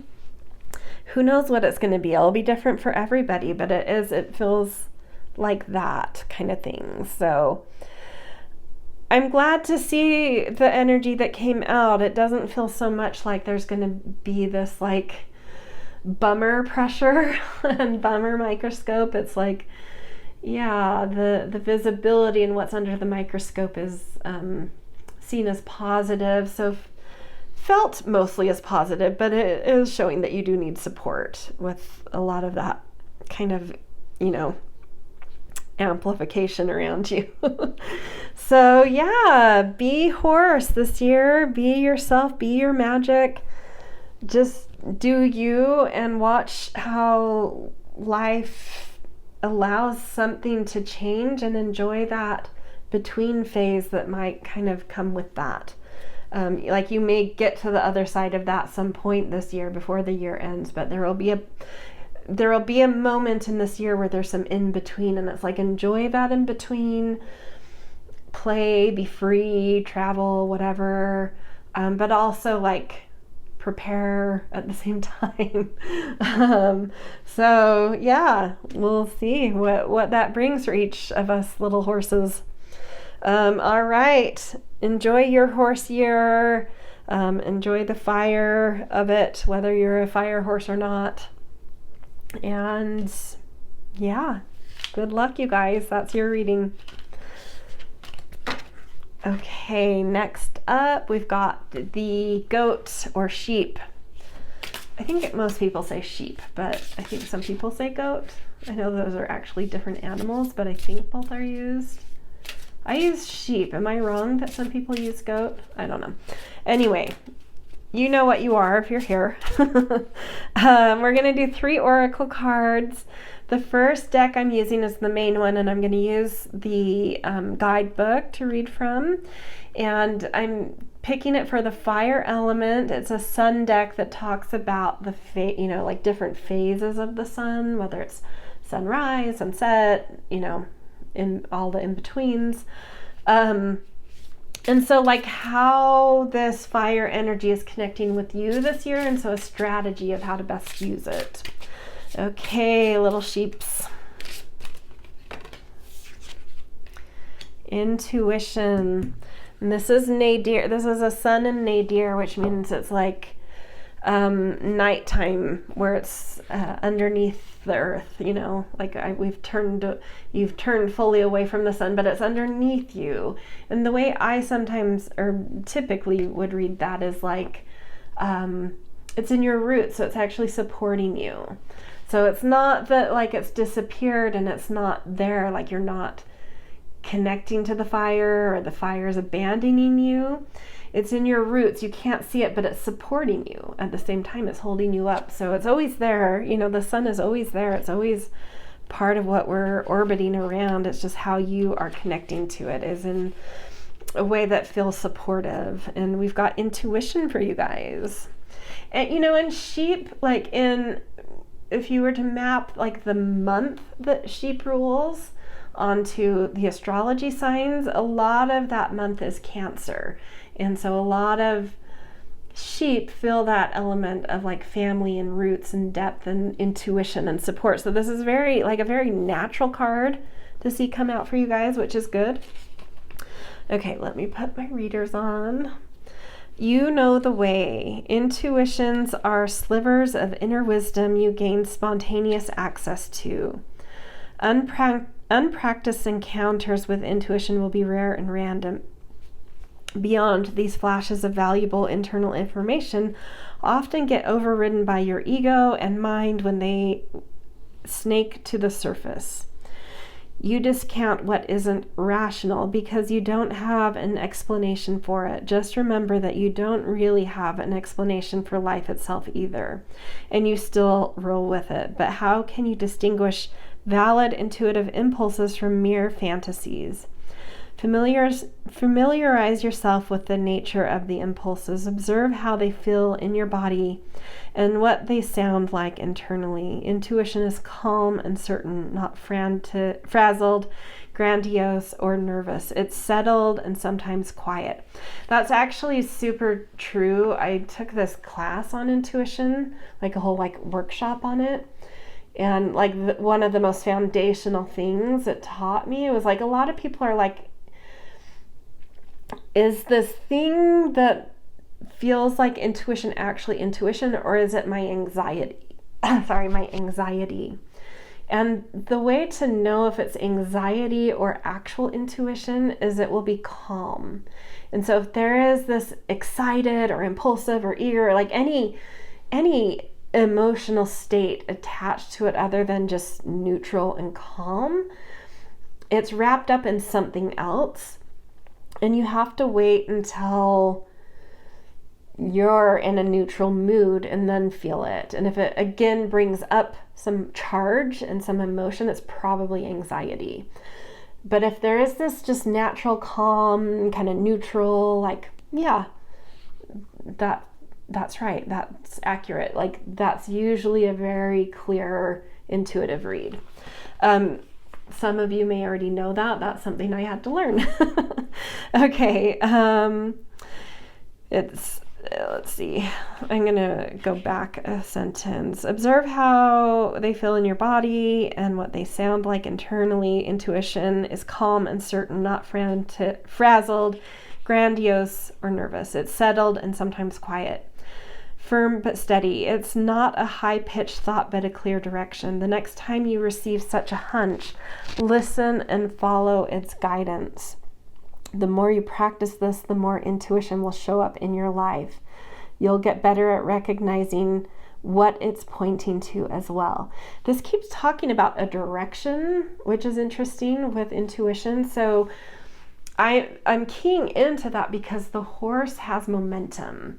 And so for you, I feel like the horse is wanting to give you a direction, which as a sheep that has, is entangled a little bit with Cancer energy, it's a little bit daydreamy, it's a little bit meandering. It doesn't always have those very clear directions. It is like it does tap into intuition to kind of know where to go in life. But with the horse year, the horse likes to have a clear, not necessarily a clear direction. It will just run with abandon, but it does like to have direction generally. It likes to have a focus. It likes to work, and so there might be something with this horse year where you're feeling this pressure to define a direction or be clear about a direction, or the horse is putting pressure on you to have that. And it's like, don't buy into being pushed around that, and don't feel your own sort of like expectations and inner thoughts of like, I need a direction. Like, don't buy into those in a way where you just define a direction because you think you need one. Wait for those, ask your intuition to help you and really tune into where there are calm knowings, right? That aren't attached to other emotions. And if you do feel like this exciting impulse about a direction, wait a beat. Wait for a minute until that calms. Wait a day, wait an hour, and then say, is this right? Wait till you're like in a very just neutral, benign position and emotion, and then ask again, like, does that feel right? And if there's a calm knowing that's like, yes, then it's like, oh, okay, that is the direction that I need to go.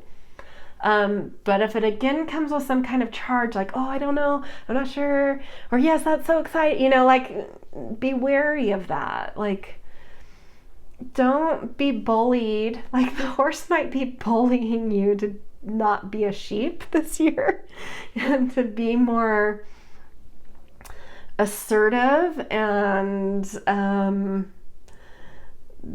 declarative, but it's like, don't be bullied into that. Like, even though there might be some pressures on you to need to define a direction or make a choice about a direction, don't wait until your intuition is clear, calm, knowing to define that direction or feel a direction is right. But there's something about direction this year that's like needing direction, but just don't be bullied about it, okay? And I can say that as a horse, I can sometimes be impatient with people that are meandering, or when my own energy I have Cancer energy in my astrology, and sometimes I meander, and I can always, when I am in that kind of meandering place, that's just,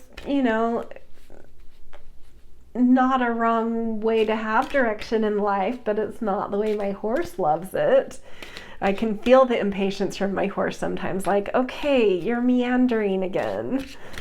But I do.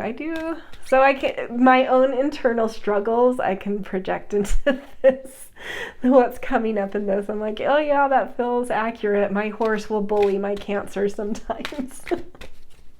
And saying, what's your direction? And my Cancer's like, don't force a direction. I'm meandering.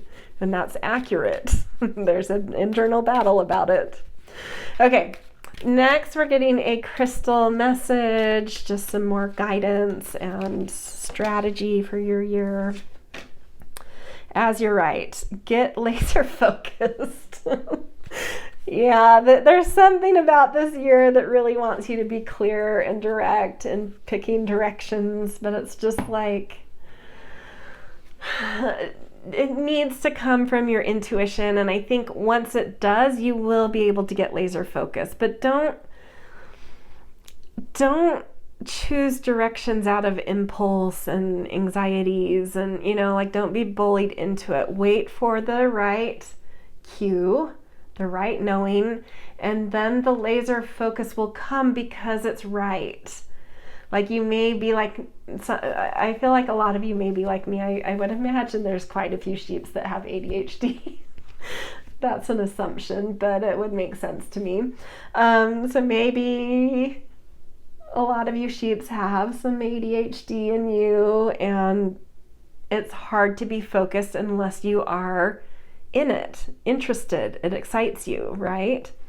And so there's something here that to me is like, well, if you're going to get laser focused on it, it needs to be right.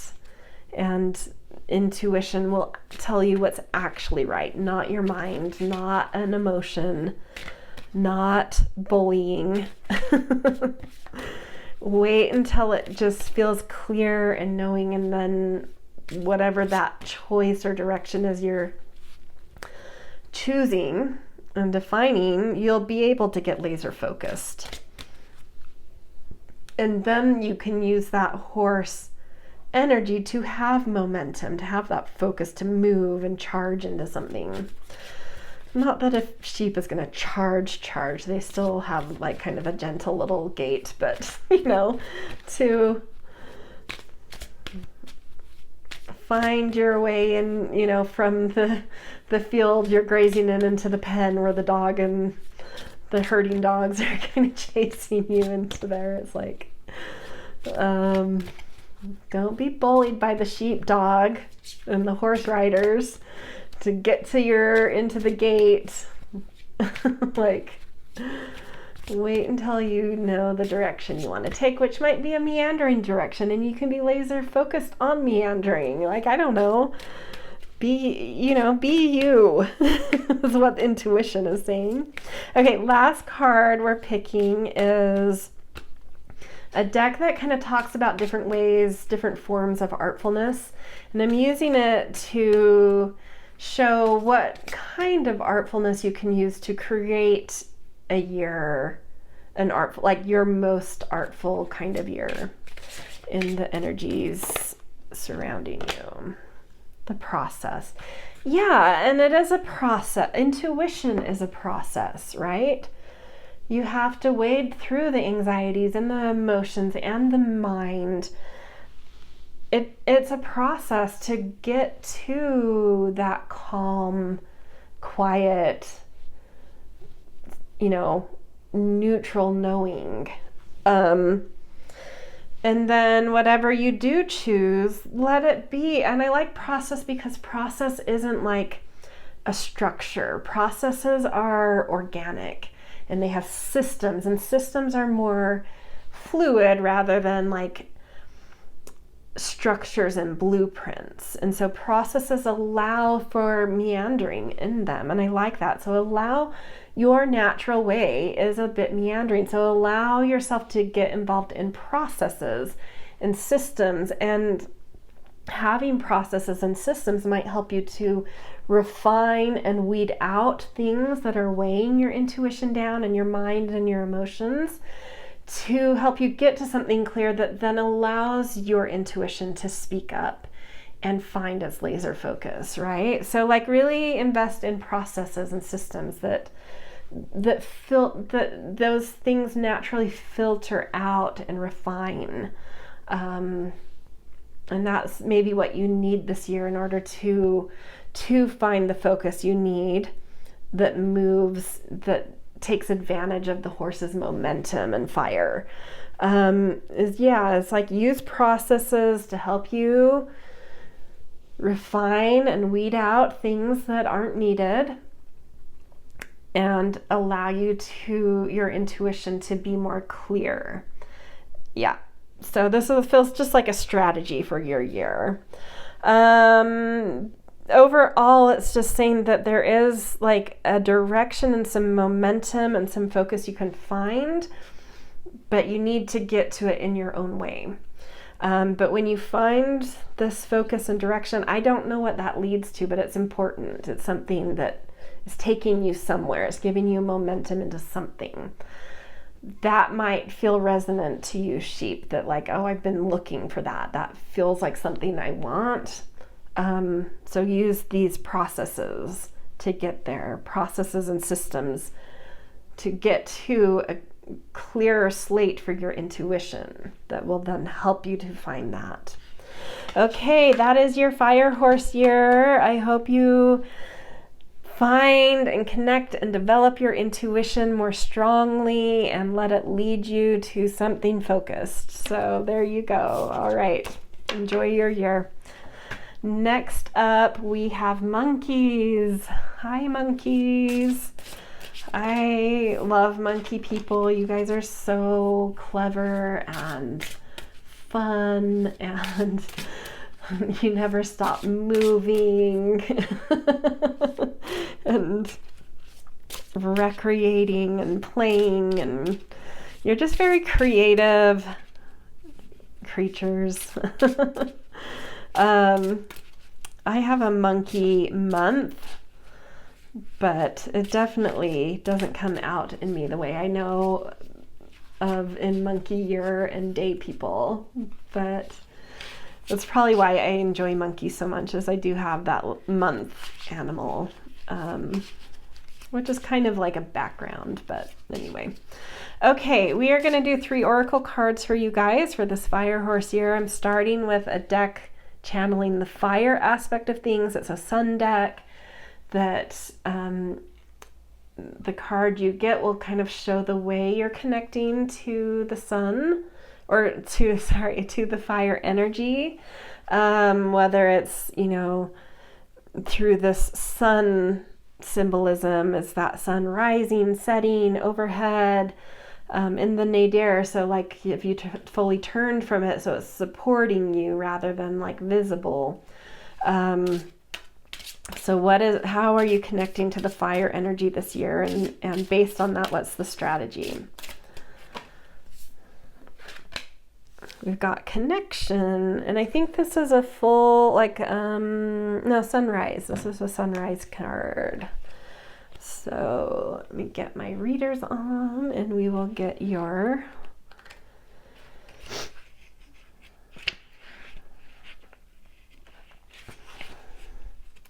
We are one. Sometimes you may feel as if there are entire deserts between you and others. Your east may as well be their west. However, there is no distance vast enough for the compass of being. There is no distance vast enough for the compass of being to fail at navigating. Your breath is proof of the direct exchange you have with the world around you. We're all but a ripple in the dune of life, yet each ripple informs the dune's intricate patterns and its path forward. All of us are part of the same macrocosm that we each contain a microcosm of. This means that the pain you inflict upon another, you inflict upon yourself. Not only are you one with other living beings, but with nature itself, as you are nature yourself. Though your individual mark on the face of the earth may be fleeting, be mindful of what it contributes. When you harm nature, ultimately you harm yourself. We all affect each other, so let us treat one another with affection. All hearts beat in yours, and connection is your true compass. That's interesting because monkeys are playful, but they can be like, you guys, I guess I'm talking to monkeys, you guys can sometimes, you like to play tricks a little bit. And so sometimes that to more sensitive types, I don't take it this way, I think, because I have a monkey in me. I don't always take things so personally. If someone's jousting with me or poking fun at me, like I have fun. Like I think it's funny and I have fun with it. But I have noticed, I don't do that so much because it's not like a dominant animal in me, but I notice like other people who do that, whether they're monkeys or not, who are playful in a little bit of a jousting way. There are more sensitive types that take it very personally and get very offended by that. And so that might be something you have to watch this year, that like being a little bit more sensitive to, I would say, listening to people before you joust with them, like understanding the context of who you're dealing with so you can connect to them in the fun-loving way you like to, but just like what level can you be at? Can you be a little bit clever and silly and rambunctious, or do you need to be a little bit more gentle in your monkiness, you know? And it's like so this year is saying, because the horse does love connection. It loves to be run with the herd, and it also loves to be independent and run free. But there's something about that running with the herd style of horse that's coming through for you guys. And so it's like, pay attention and listen to others to know who they are, so you know how to best connect with each individual within the herd. Or if you're in relationship with someone, it's like, listen, there's something about listening. I think monkeys aren't always great. You guys maybe aren't the best listeners, because you're just very active and you're in life, and you're just like, come on, let's do stuff kind of thing. And so sitting and listening to someone isn't maybe your natural state, but the horse is asking you to do that. It's asking you to understand people. As much as horse energy has momentum and is free-spirited and a bit wild, it is a great communicator, and it does listen really well. There is a side of horse that is still in that takes direction well, that it listens well, that it likes, because it wants to connect. It wants to connect with other horses, with people, with they're very healing animals. And it's because of their listening. They're very grounded and they listen well.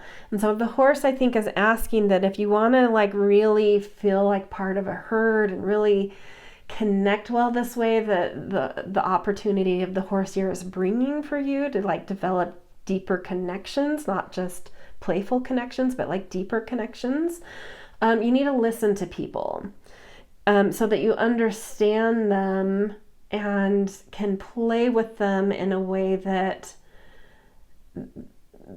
they connect with, that they understand. Because you like to play, it's coming from the heart with monkeys and playfulness, but your style of playing doesn't always feel like play to all the other animals. So it's like, before you play with somebody, listen to them, understand them, and then you'll have an instinct of how to play with them that works for, that will help that connection. So I think it's a positive thing. I think it's a beautiful thing coming through, and I think you could learn a lot about that this year, how to form deeper connections and really feel more as part of something more cohesive instead of a little more surface. I'm not saying monkeys are surface. You're not. You're very heart-led creatures, but your style of play, I think, will really mature this year through the horse asking you to listen and understand people before you play with them. Because it's all coming from love with you, but it's not always interpreted that way. I myself interpret it as love, but I have a thick skin, and I have a monkey in me, so I get that playful kind of silly way of jousting and being clever and whatever. It's not my forefront, but it's a dynamic in me that I get it when people do that. And there's moments where it comes out in me for sure.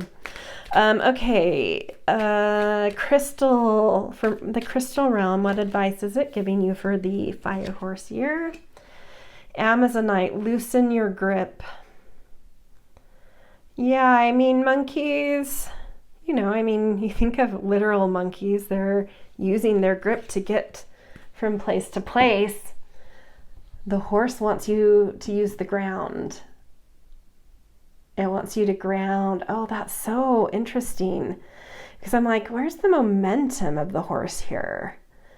Like, it's really asking you to, like, paradoxically, the horse, I think of momentum, even though it is grounded, and that grounding's come through in most readings in some way, but in order to find the momentum.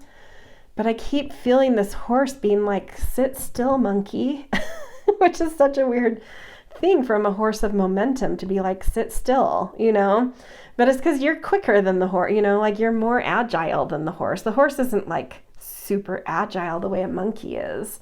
And I think that's what it's like trying to wrangle in you, is like, there's so much momentum I could give you, and the gifts I'm bringing this year are around connection, but I need you to sit still for a minute so you can ground a little bit and move through a grounded place rather than being up in the branches place, being up above a little bit. I wonder if that's a thing. Do some of you, put it in the comments, do you monkeys sometimes feel above? Is some of your jousting maybe not taken well from people because it's like coming from your above? I don't want to say you think you're above people, but I don't know. Sometimes that, I don't know, might be a thing. And the horse is saying, come down to ground to better connect. Loosen your grip of being above and come down with the rest of us. There's something special here, and there's like a deeper way of connecting down here that you could discover. May not be your natural way, but you'll discover something and mature something in yourself if you kind of come down and ground a little this year. Loosen your grip on how you're moving or how you're organizing or how you're wanting things to be. It's like you're maybe using your hands a lot. Maybe that's is that a natural thing for monkeys? You guys use your hands a lot? I don't know. There's something about like get on your feet, on the ground, on the earth. There's something there that will help you listen better and connect more deeply. Not, and like loosen that playfulness to connect with your heart in play appropriately for each person, if that makes sense. But the horse really wants to help you like form deeper connections this year and be down, like this is saying, there's, you could be from completely different places, but you're the same. And it's like, if you put your feet on the ground and ground your energy, and come down where the masses and the herds are, instead of being up above, you may find how much more you have in common with people than you think you do. That is interesting. I'm actually learning a lot about monkey as I read this. It's all like questions, rather, maybe not learning, but questions, I guess I have. Do you guys sometimes feel like you don't connect with, or like people misread you sometimes? Do you prefer more light-hearted relationships and connection rather than deeper ones? I don't know. Tell me in the comments. I'm just curious. Because that's not the way I've typically like interpreted a monkey, but yeah, I don't know. But the horse is saying something about getting on the ground, being part of the masses to connect more deeply. Okay, last card. This is a card about like different ways of being artful, different forms of artfulness, and I'm using this as an insight into how, like, what kind of artfulness can you channel to create the most artful kind of year possible.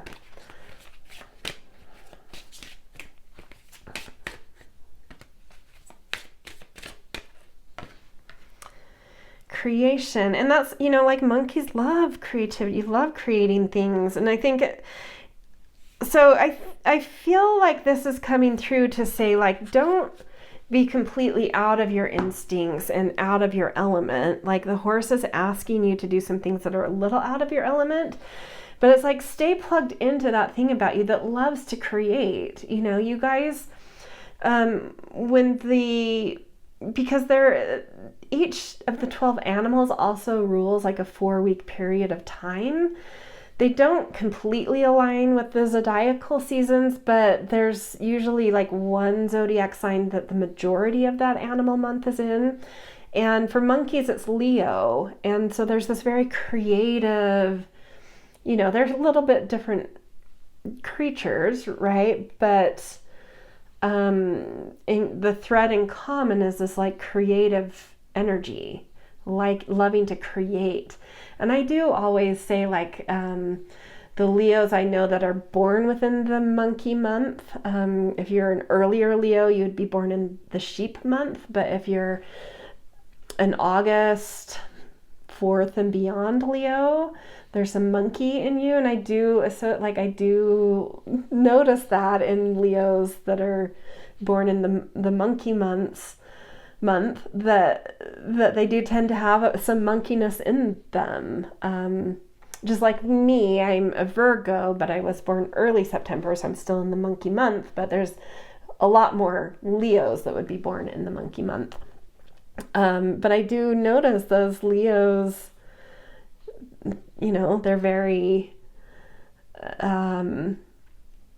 always fixing something, always creating something, always into things. They're into things. They're curious. They're clever. They're monkey. They're just monkeys.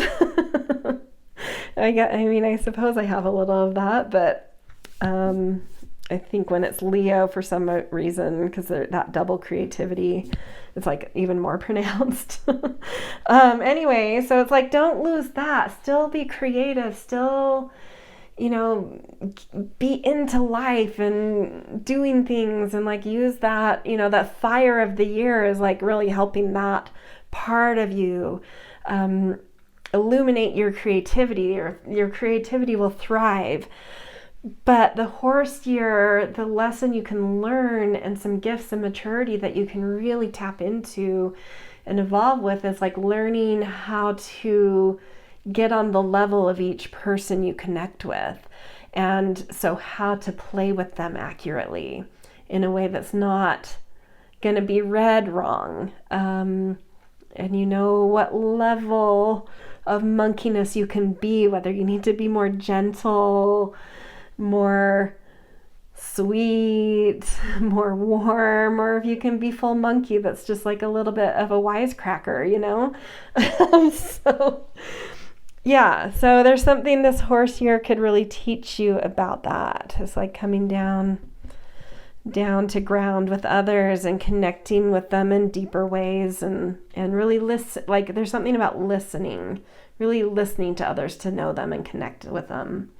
So it is a cool year. There's some lessons to learn, but I think like the outcome of those lessons you'll be like, wow, I've really feel like a whole new dimension of me has unlocked, an understanding of others and life. And it will be like a beautiful gift once you're through it. But it is asking you to like be a little out of your element. So it might be uncomfortable at times, but the outcome and the gift at the end will be so great. And the fire of the year is just illuminating your creativity. Go out, create.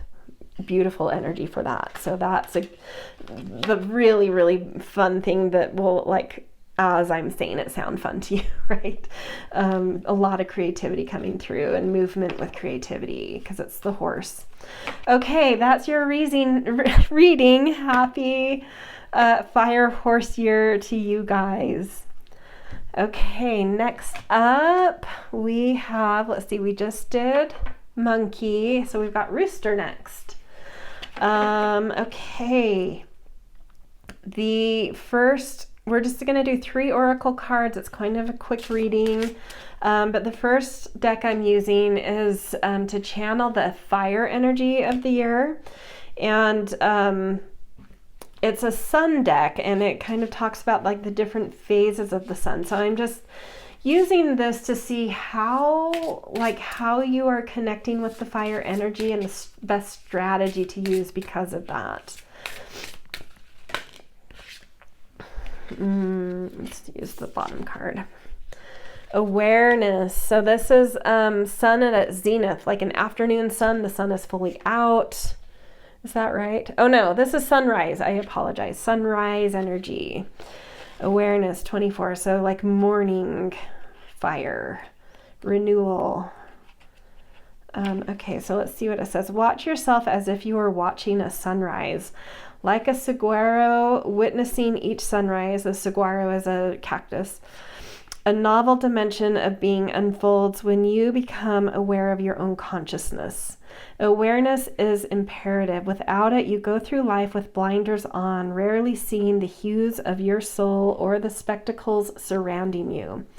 Awareness calls for your stillness within the present moment. In this pause, there is persistent power.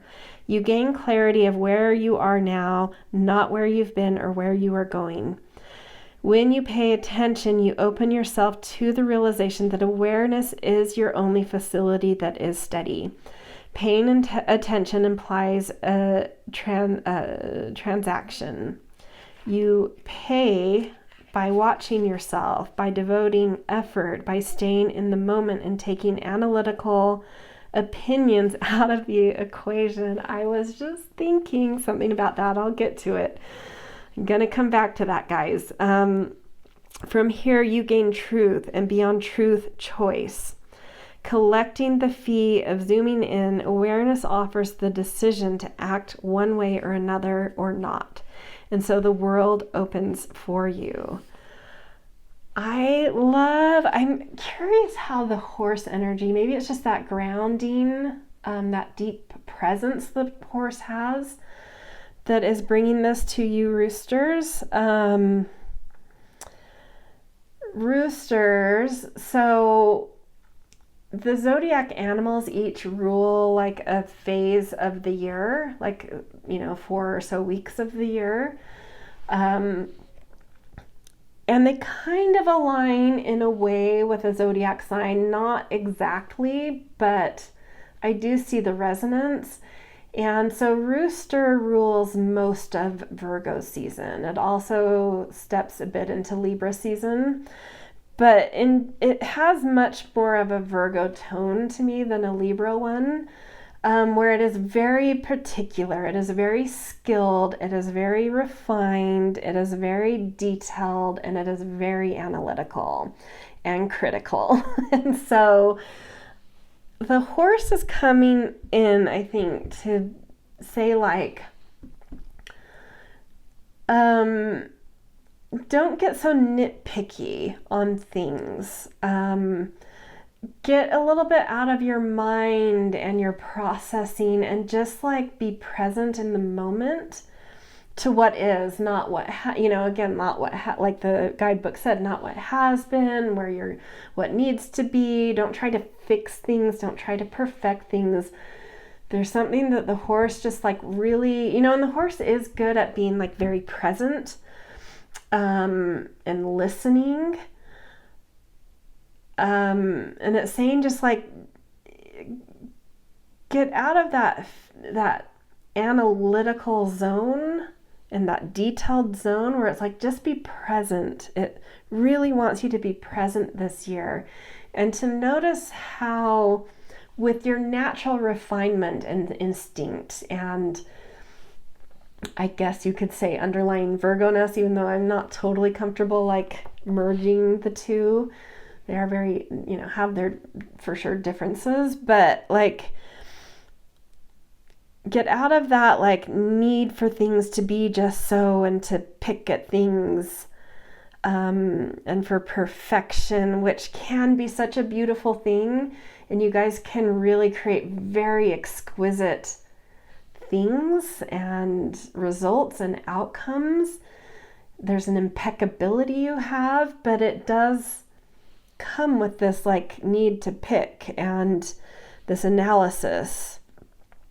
And the horse is saying, notice what happens when you're just present and you're not over ringing things or overthinking things, or just being there and being aware of what is, and how your natural refinement then just connects to the right thing in the moment. Because the rooster can need some time to feel like it knows the right thing to do. It wants to process. And I can I don't have rooster in my 4 animals, but I do have a lot of Virgo in me. So I know they're different, but I can understand maybe some rooster nature and like where I can be like that, where I can nitpick and be an analysis, and I need a lot of time to be sure about something, or to pick a direction, or to know what the right thing is to do. But horse is saying, trust your instincts. Trust that you have this natural refinement, that you don't have to do things to have that. You don't have to put your refinement constantly into process. Like, it's a natural thing that flows from you. So if you can like get out of your mind and get out of analysis and just be like really grounded and aware and in the moment, you will always make a choice in the moment without thinking, without analyzing, that is a refined and exquisite choice. Okay, my battery died, so I just had to grab a charger, but I think I was basically done with this card. We get the picture. In my Virgo-ness, I'm probably overdoing and over-ringing interpretation on this one. So we'll move on. We get the picture. Let's get a crystal oracle card for some strategy suggestion from the crystal realm. You can't make that up. Live in the now. So there's something the fire horse is really wanting you to just be present. Don't overthink it. Really just trust that decisions and actions and choices you make by just being present and not like overdoing things. And I think it's because like the horse wants you to have speed, right? It wants you to have momentum, where like maybe sometimes you get stuck in analysis paralysis.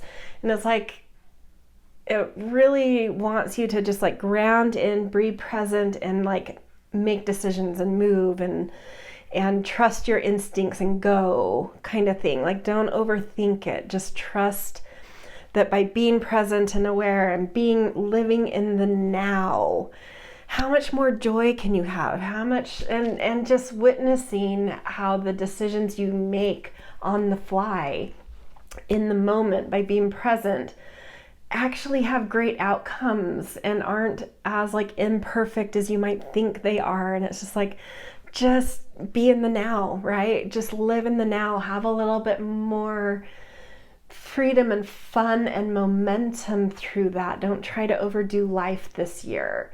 There's nothing wrong with that, but it's like, this year, don't do that, or work on that. Work on like just being present and trusting your you know, moment by moment instinct in the present. You'll know what to do each moment as it comes, with each decision as it comes, if you're just in the moment, right? Just living in the now and seeing if it brings you like a little bit more joy and freedom. And if there's something to learn by that, you know, there's nothing wrong with your natural roosterness, but there's a time and place for everything, and this year's time and place is a little counter to your natural energy. And I'm just thinking about like the animals, and I think that like a horse is one of the yang animals and rooster is a yin animal. There's not like a lot of similarities between the two creatures. And so I can see how this year is maybe asking you to learn things that are a little counterintuitive to you, and to grow, find your growth through things that aren't maybe your natural tone, but that you might be surprised by, and that might really help you trust yourself more, to just kind of be a little more free and a little more okay with things not being just so and things not being completely perfect, and how there's actually beauty in the imperfections and beauty in idiosyncrasies and beauty in people's natural rhythms and way of doing things, and like that maybe aren't as perfected and as exquisite as yours, but there's beauty in their own pattern and rhythm if you're willing to see them in their light, not through your light, right? And so there's something about just being able to let go of that needing things to be just so-ness, and just trusting that like in your own outcomes, you'll be surprised at how exquisite those outcomes are in being free in the moment, because that's naturally you. But then you'll also probably be surprised by how much beauty you see in the world and others that don't meet your typical standards, but you're grounding a little bit more and moving a little more freely and quickly and able to connect a little better to like, oh, that's maybe not like exquisite the way I like, but there's beauty in what they're doing. And now that I'm just like in the moment, I can see that kind of thing. So you might just see more beauty in general outside of your natural inclinations. And I think it's going to surprise you, and I think it's going to make you grow in surprising and beautiful ways and more accepting ways. Okay, last card we're going to do is, this is a deck that probably right up your alley, is like each card is like a different kind of way of being artful. And so I chose this deck to see what kind of artfulness you can tap into in the Fire Horse year that will create the most kind of artful year for you. I feel like we're going to be surprised by what comes up. It's probably going to be a little counter. Well, we'll see, but it might be a little counterintuitive again, but we'll see what happens.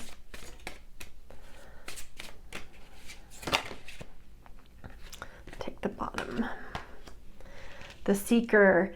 Yeah, it is. It's that openness, being open to a little bit more meandering, a little bit more just going with the whim, a little more not needing specific answers or controlling the information, and you're not like a controlling creature. I think that's coming out a little bit wrong, but you do like to, like have things just so, but like a seeking energy is just like being open-minded, right? A little bit more free, a little bit more open, a little bit more willing to go with the flow and not overdo a plan or overdo a goal or overdo anything. It's just like staying open, like present and open, and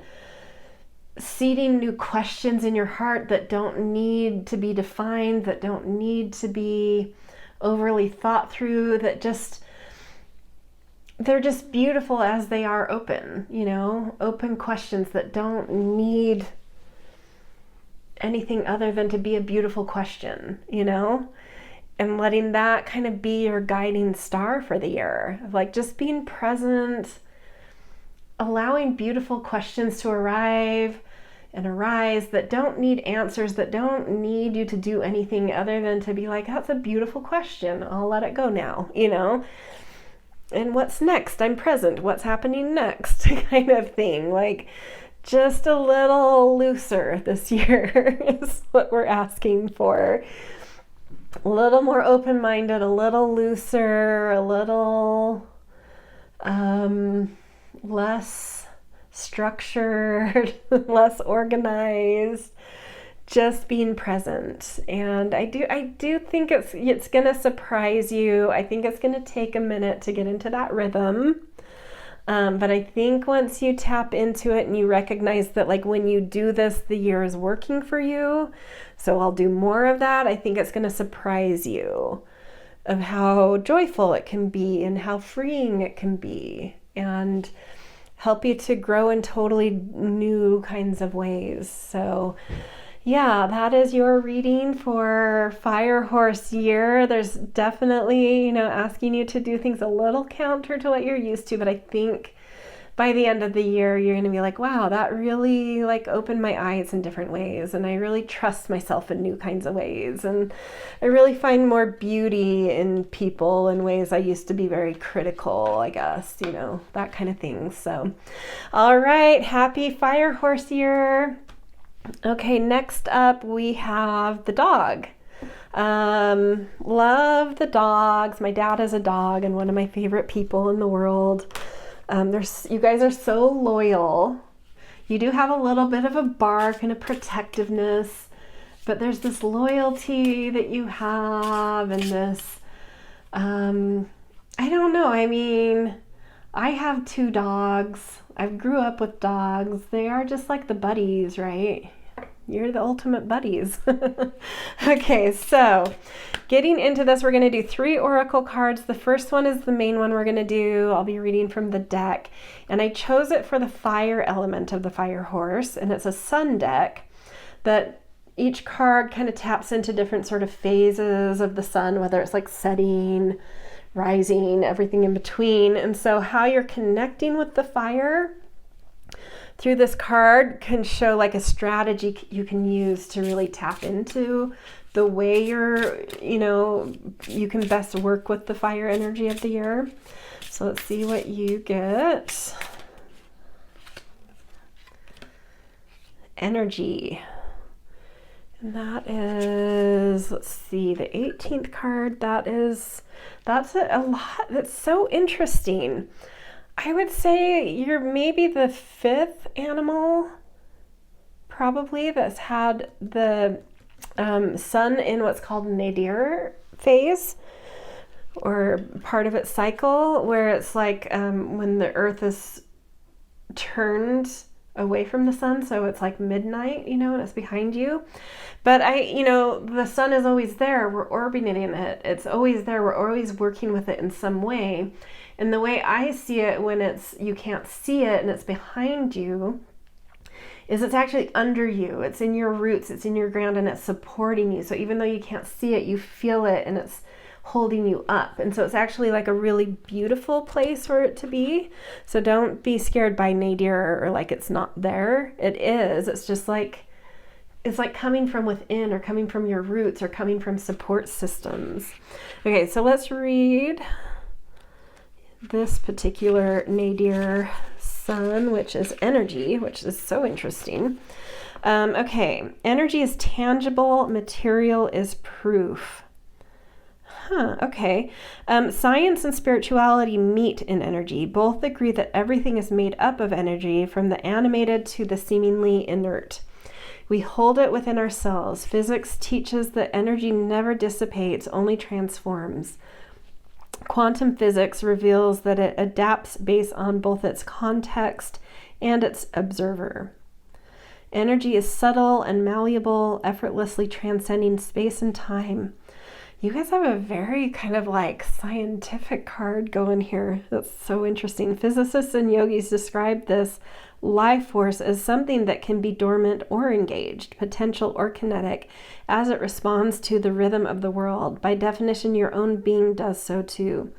The possibility for a new form is ever present. You are everything but stuck. You realize the magnitude of this. Oh, do you realize the magnitude of this? As you navigate your current state, initiate shifts when desired. Sometimes it's about getting into motion so that energy can begin to move with you. And that's what the horse can do, is help you find your motion. So I like that. The horse is bringing you that ability to put your energy into motion, I think, is what's coming through so far. Or you might shift motion into a state of potential by pausing. Both hold power. Horsepower. Where is your power? Is it in motion or is it in pause? The horse might help you to understand, the fire of the horse, because it's a fire horse. That fire aspect of the horse might be Like you're really understanding this year the power, when the power of pausing is working for you and the power of motion is working for you. And what kind of energy, because fire is like spirit and energy too. Which energy are you needing? What's the most powerful energy of the moment? Is it pausing, the power of pausing, or the power of motion? And I think there's something you're learning about that this year and playing with maybe. With power comes responsibility, so it is imperative that you don't waste energy on what does not matter.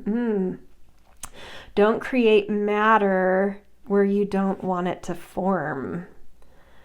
And so it's like discernment. This is kind of a complex card for what we've had of them, where it's like, yeah, there's some kind of discernment you're learning through the horse and the fire quality of like the power of motion, how you're using your energy, that fire and spirit. And that motion, like power of the horse, is it like power in pause, power in motion? And by kind of playing with that, you start to discern when it's right to do what and how those create matter. And so how to better discern the kind of matter you want to create by how you're pausing and creating motion. I hope that makes sense. It's a little bit of a process there that I went through, but there's this like, I guess to distill it, it's like you're learning this fire horse year is helping you to learn the outcomes of matter that you get in how you use your power and your energy.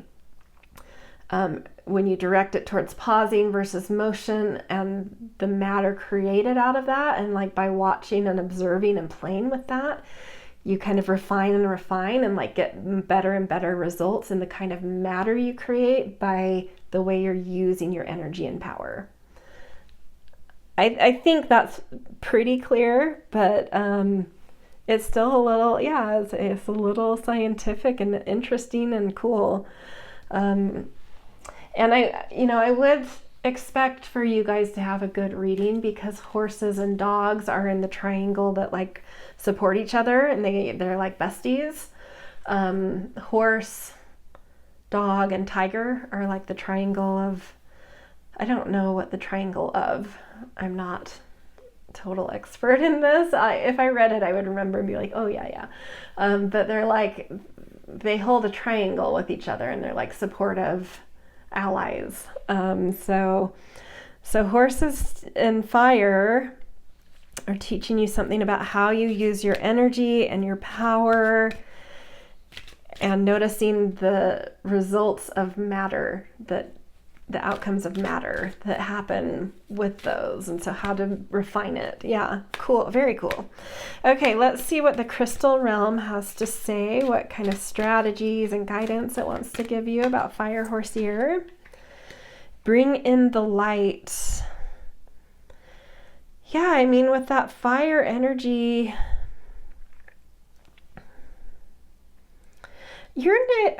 to back up a little bit, I just had another thing come through. I don't know why it came through as I read Citrine, but it did. I had been, and I think it's one way of interpreting that, like, the sun in nadir is like in your roots, so it's supporting you. But I would maybe word that a little differently for like how your card interpreted. It's like using the fire and how it can bring light to things, to illuminate things that aren't so defined. Like we're talking about physics here, to illuminate the things that aren't material, that are theory, that are things you can't, that are spirit in relationship and energy. Spirit and energy aren't like, they're not matter, and so it's not visible. And so the sun is illuminating the stuff that's not visible for you. And so that's how you're working with the fire this year, is like in this more scientific, into the things you can't quite see, or physically define kind of thing. And it's like very scientific. It's so interesting. And then bring in the light.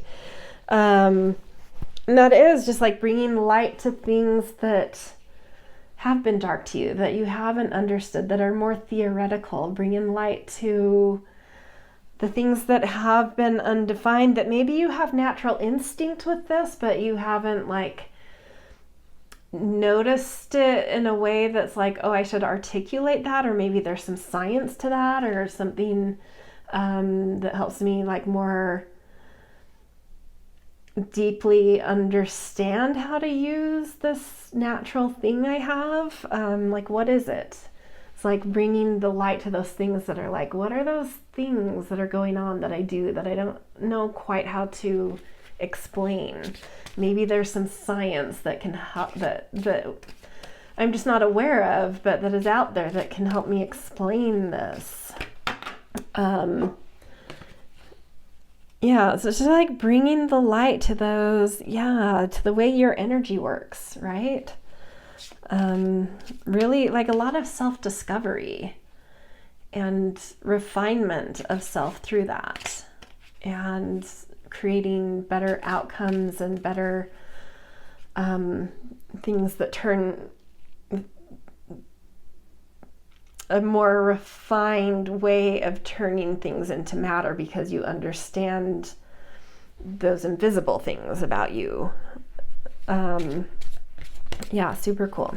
Okay, last card we're gonna do. This deck talks about like different like different art styles of artfulness. And so I chose this deck to show what is the best way to tap into artfulness, to create a very artful year this year with the fire horse energy.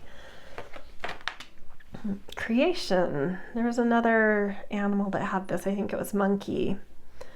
So yeah, just like, I don't know, there might be a lot of inspiration you find as you kind of are able to define things and understand things more about energy and spirit, and these kind of more abstract things that are gifts that you have that are illuminated this year, that inspire you and bring up new things you want to create, and just like give you momentum to create and be creative. And just, this is the first card of this deck. It's like just being in a very creative state this year. So that's, I would have expected you guys to have a really good reading because of your relationship with horse energy, but it's surprised me at like how kind of intriguing it is. But I love kind of that result of like, how is the artfulness unfolding, and it's just creation, it's just feeling, it is just feeling lit up, right? Magnetic, lit up, positive, interested, focused, beautiful. It's really great energy. I don't think I need to say more. All right, there you go. Beautiful, happy fire horse year to you guys. Okay, next up. Next reading, we've got last guys, the boar or the pig, however you like to, however you associate with it. I know that animal is, some people say boar and some people say pig, so dealer's choice. All right, so fire horse year for you guys.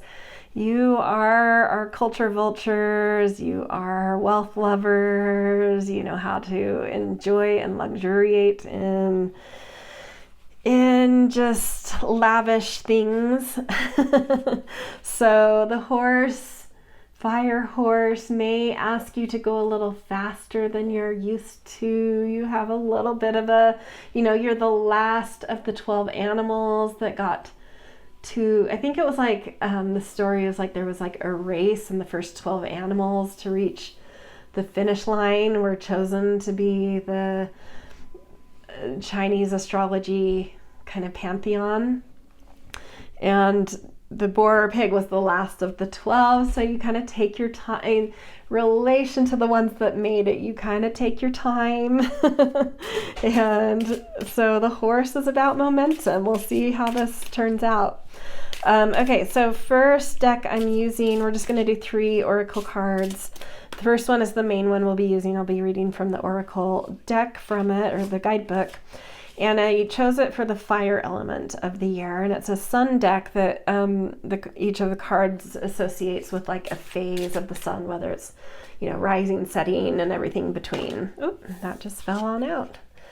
Volume. I think this is one of the sun setting cards, which I'm happy to see for you guys, because that's more your natural state, is like a little bit of ease. Grounding. Not on the earth, but of it.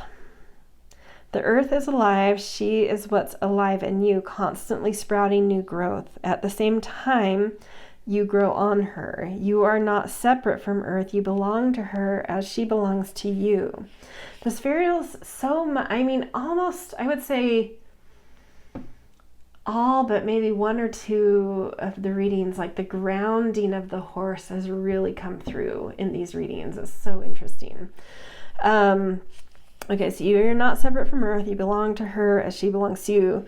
Stay close and you will be supported. Listen to your organic body, for it will tell you the truth when your thoughts fall short.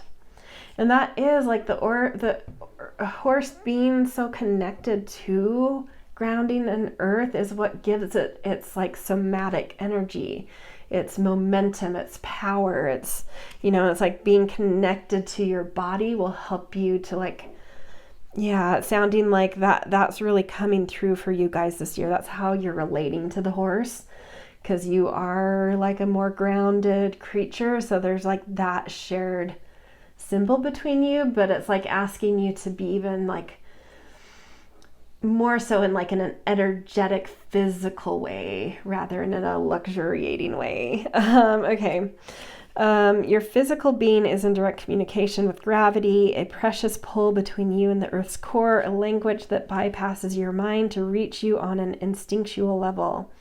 There is reason for this force, and you can work with it rather than against it. If you were meant to float, you would float. Getting grounded, leaning into the tug of the earth's core, you will draw closer towards who you truly are, your own core. You will know your way as you give in. Only from there can you begin to rise. Gravity holds you up, and grounding within yourself will ultimately expand you. So connect, get back to nature, and you will get back to you. So I like that, like, get back to nature, let this like grounding expand you, because that's a way of using the grounding that your pig and boar isn't maybe the natural way you use sort of the grounding that you have.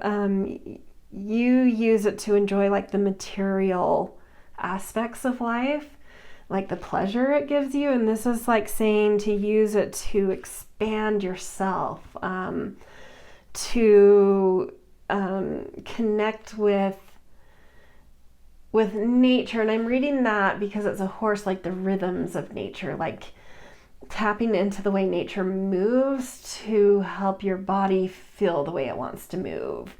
Like moving through being grounded and connecting to instinct and motion and momentum through being grounded, and taking your cues from these natural instincts and impulses that nature and the earth hold within themselves.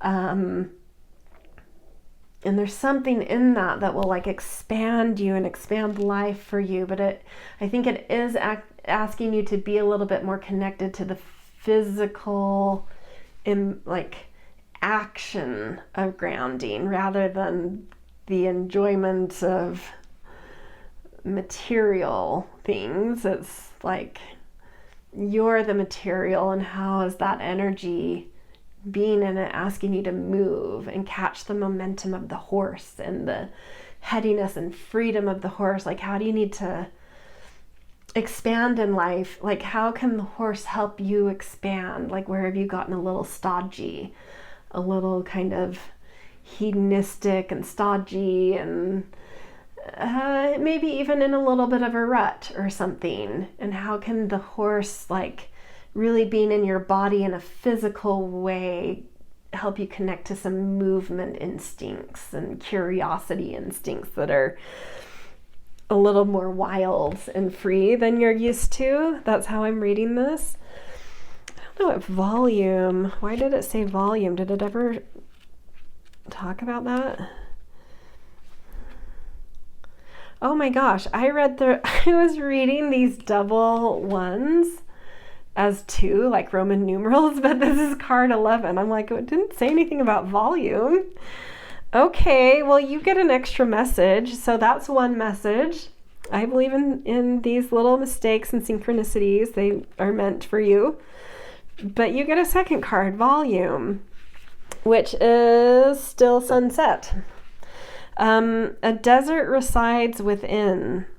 Are you at capacity? Trick question. Your internal volume is actually infinite. You are a grain of sand and the dune all at once. Your species is spacious. Though a tiny part of it, you carry the totality of the universe within. That's a whole lot of space to contain, which can feel daunting. It may tempt you to shrink yourself, but you're not helping anyone if you downplay your abilities. Who are you to rate the universe inside? Instead of conforming to limiting beliefs, make your internal capacity known to yourself.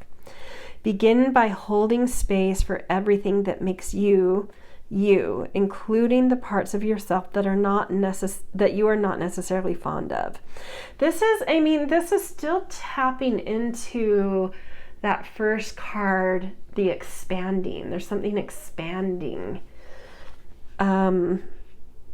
You don't have to cheer them on, but try to welcome them as part of the fullness of being. Consider perhaps that you are moving through life lessons that you, or the cosmos in you, are actually choosing. The universe wants to evolve with you as its agent. The more you can align with spaciousness on the personal level, expansion, the more seamlessly you will fit into the universal body. Making room for yourself then supports you in holding space for others.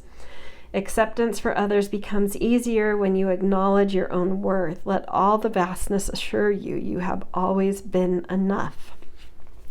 I love that. There's like some greater, like an expansion of self acceptance, some expansion of who you are and what you're capable of. Just like, yeah, it's just like you're moving into a bigger sense of yourself by allowing yourself to expand and being just like very embodied and instinctual and physically present to where you're wanting to move and how much space you contain and how much space you want to take up, and how, talking about volume, how loud you want to be in life. Like the horse will give you permission, because the pig can kind of be refined and cultured, but the horse is a little heady and exuberant, and it will say like it's okay to shout and be silly and play and make a fool of yourself sometimes, and just take up space and do random things, like it's just asking you to be bigger, be louder, get out of your comfort zone, just expand, right? That's what's coming through, just an expansion, which might be uncomfortable for some of you. Like you like expansion in terms of material stuff, and you do have a good voice. You can speak, like I think pigs and boars speak well. Like I don't know that I'd call you orators, but you have a strong voice. But there's something about like being more free about it and discovering more dimensions to yourself that aren't so materially oriented or luxury oriented, and it's just like coming down to earth, the masses, instead of always being up with the elite, and just like seeing how like beautiful it is in the imperfect, weird, quirky spaces that aren't so refined, and how much humanity and beauty there is in the pain and suffering and conditions there are in life, and the diversity there is, and the curiosity that arises and the new questions that arises when you open yourself to other forms of living and other classes of people and other, I don't know, just like coming down to earth. Yeah, that keeps coming through with the horse, and that's funny because I haven't really thought about the horse as like being down to earth, like part of the masses. I haven't thought of it as the elite either. I haven't really thought of it in those regards, but it keeps kind of coming through, like, be part of humanity. Like, don't try to pigeonhole yourself into the elite or the exquisite or the this or the that. It's like, be open to it all, be part of humanity, like open your mind kind of thing. But I don't know, it's just seems to be what's coming through. It's not like stuff I've necessarily read about the horse before. But yeah, I mean, it's what's been coming through a lot. Maybe fire has something to do with that too. I don't know. Okay, let's get a message from the crystal realm too about the fire horse here. The Apophyllite, stay positive. Yeah, and like you guys can get, I wouldn't, like the oxes can be a little more stoic and a bit sometimes depressed, and you're not quite that level, but that you guys can get stuck sometimes. There's a stodgy thing that like can get you stuck, which can sometimes make you not feel, not necessarily depressed, but not always buoyant and positive. And so I think that you're going to feel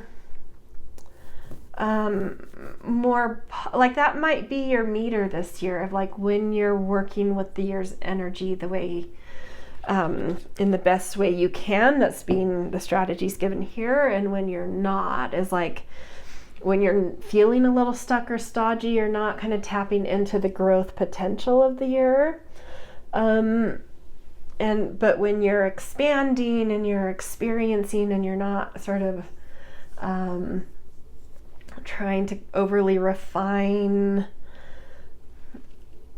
where you're at or who you're with, there will be like more light and positivity and growth and expansion, and less stuck, something unsticks and you'll feel positive. So that might be your meter this year, is like when you're not feeling positive, go back and ask those questions. Am I not opening up? Am I not,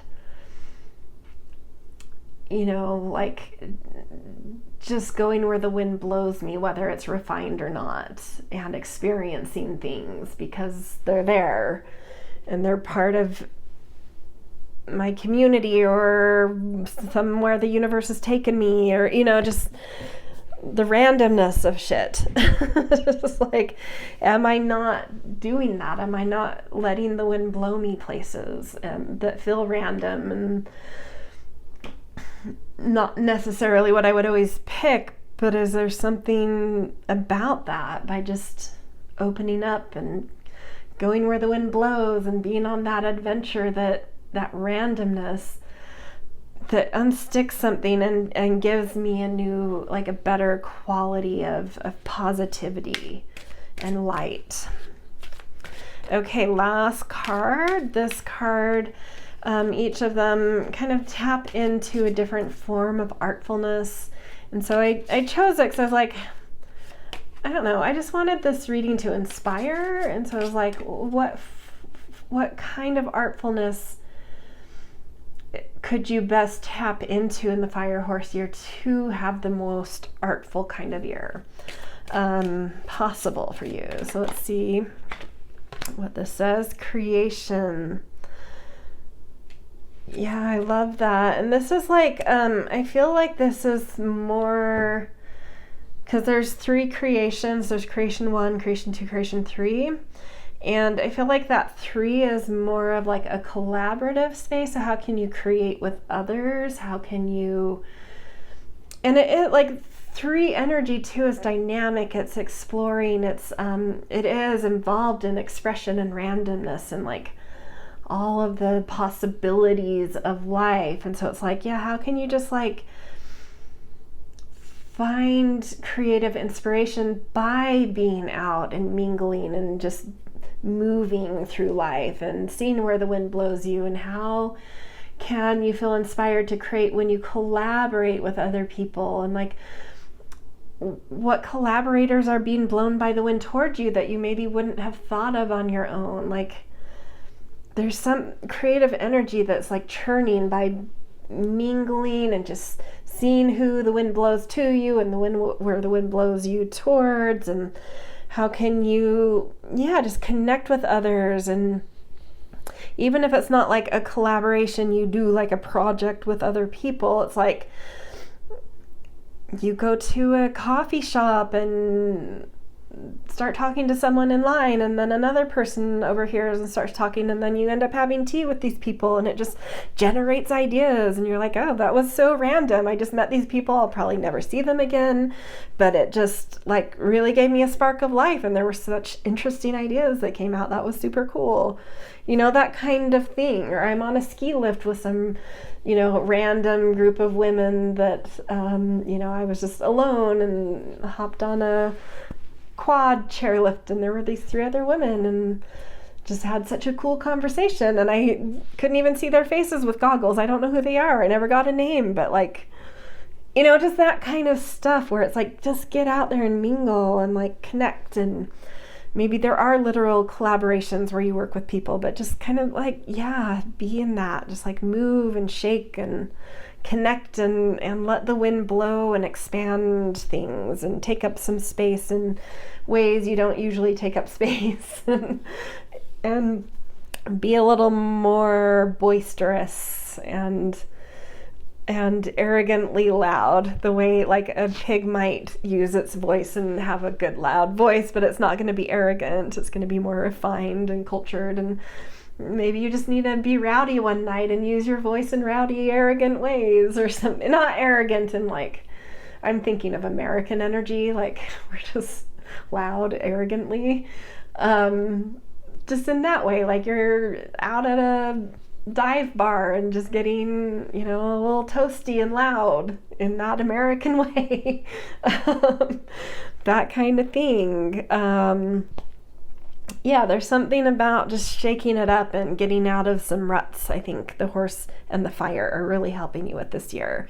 So it's, as I would expect, because this isn't like you and horse don't have a lot in common, I wouldn't expect it to these cards to show that like really natural energies to you are coming up.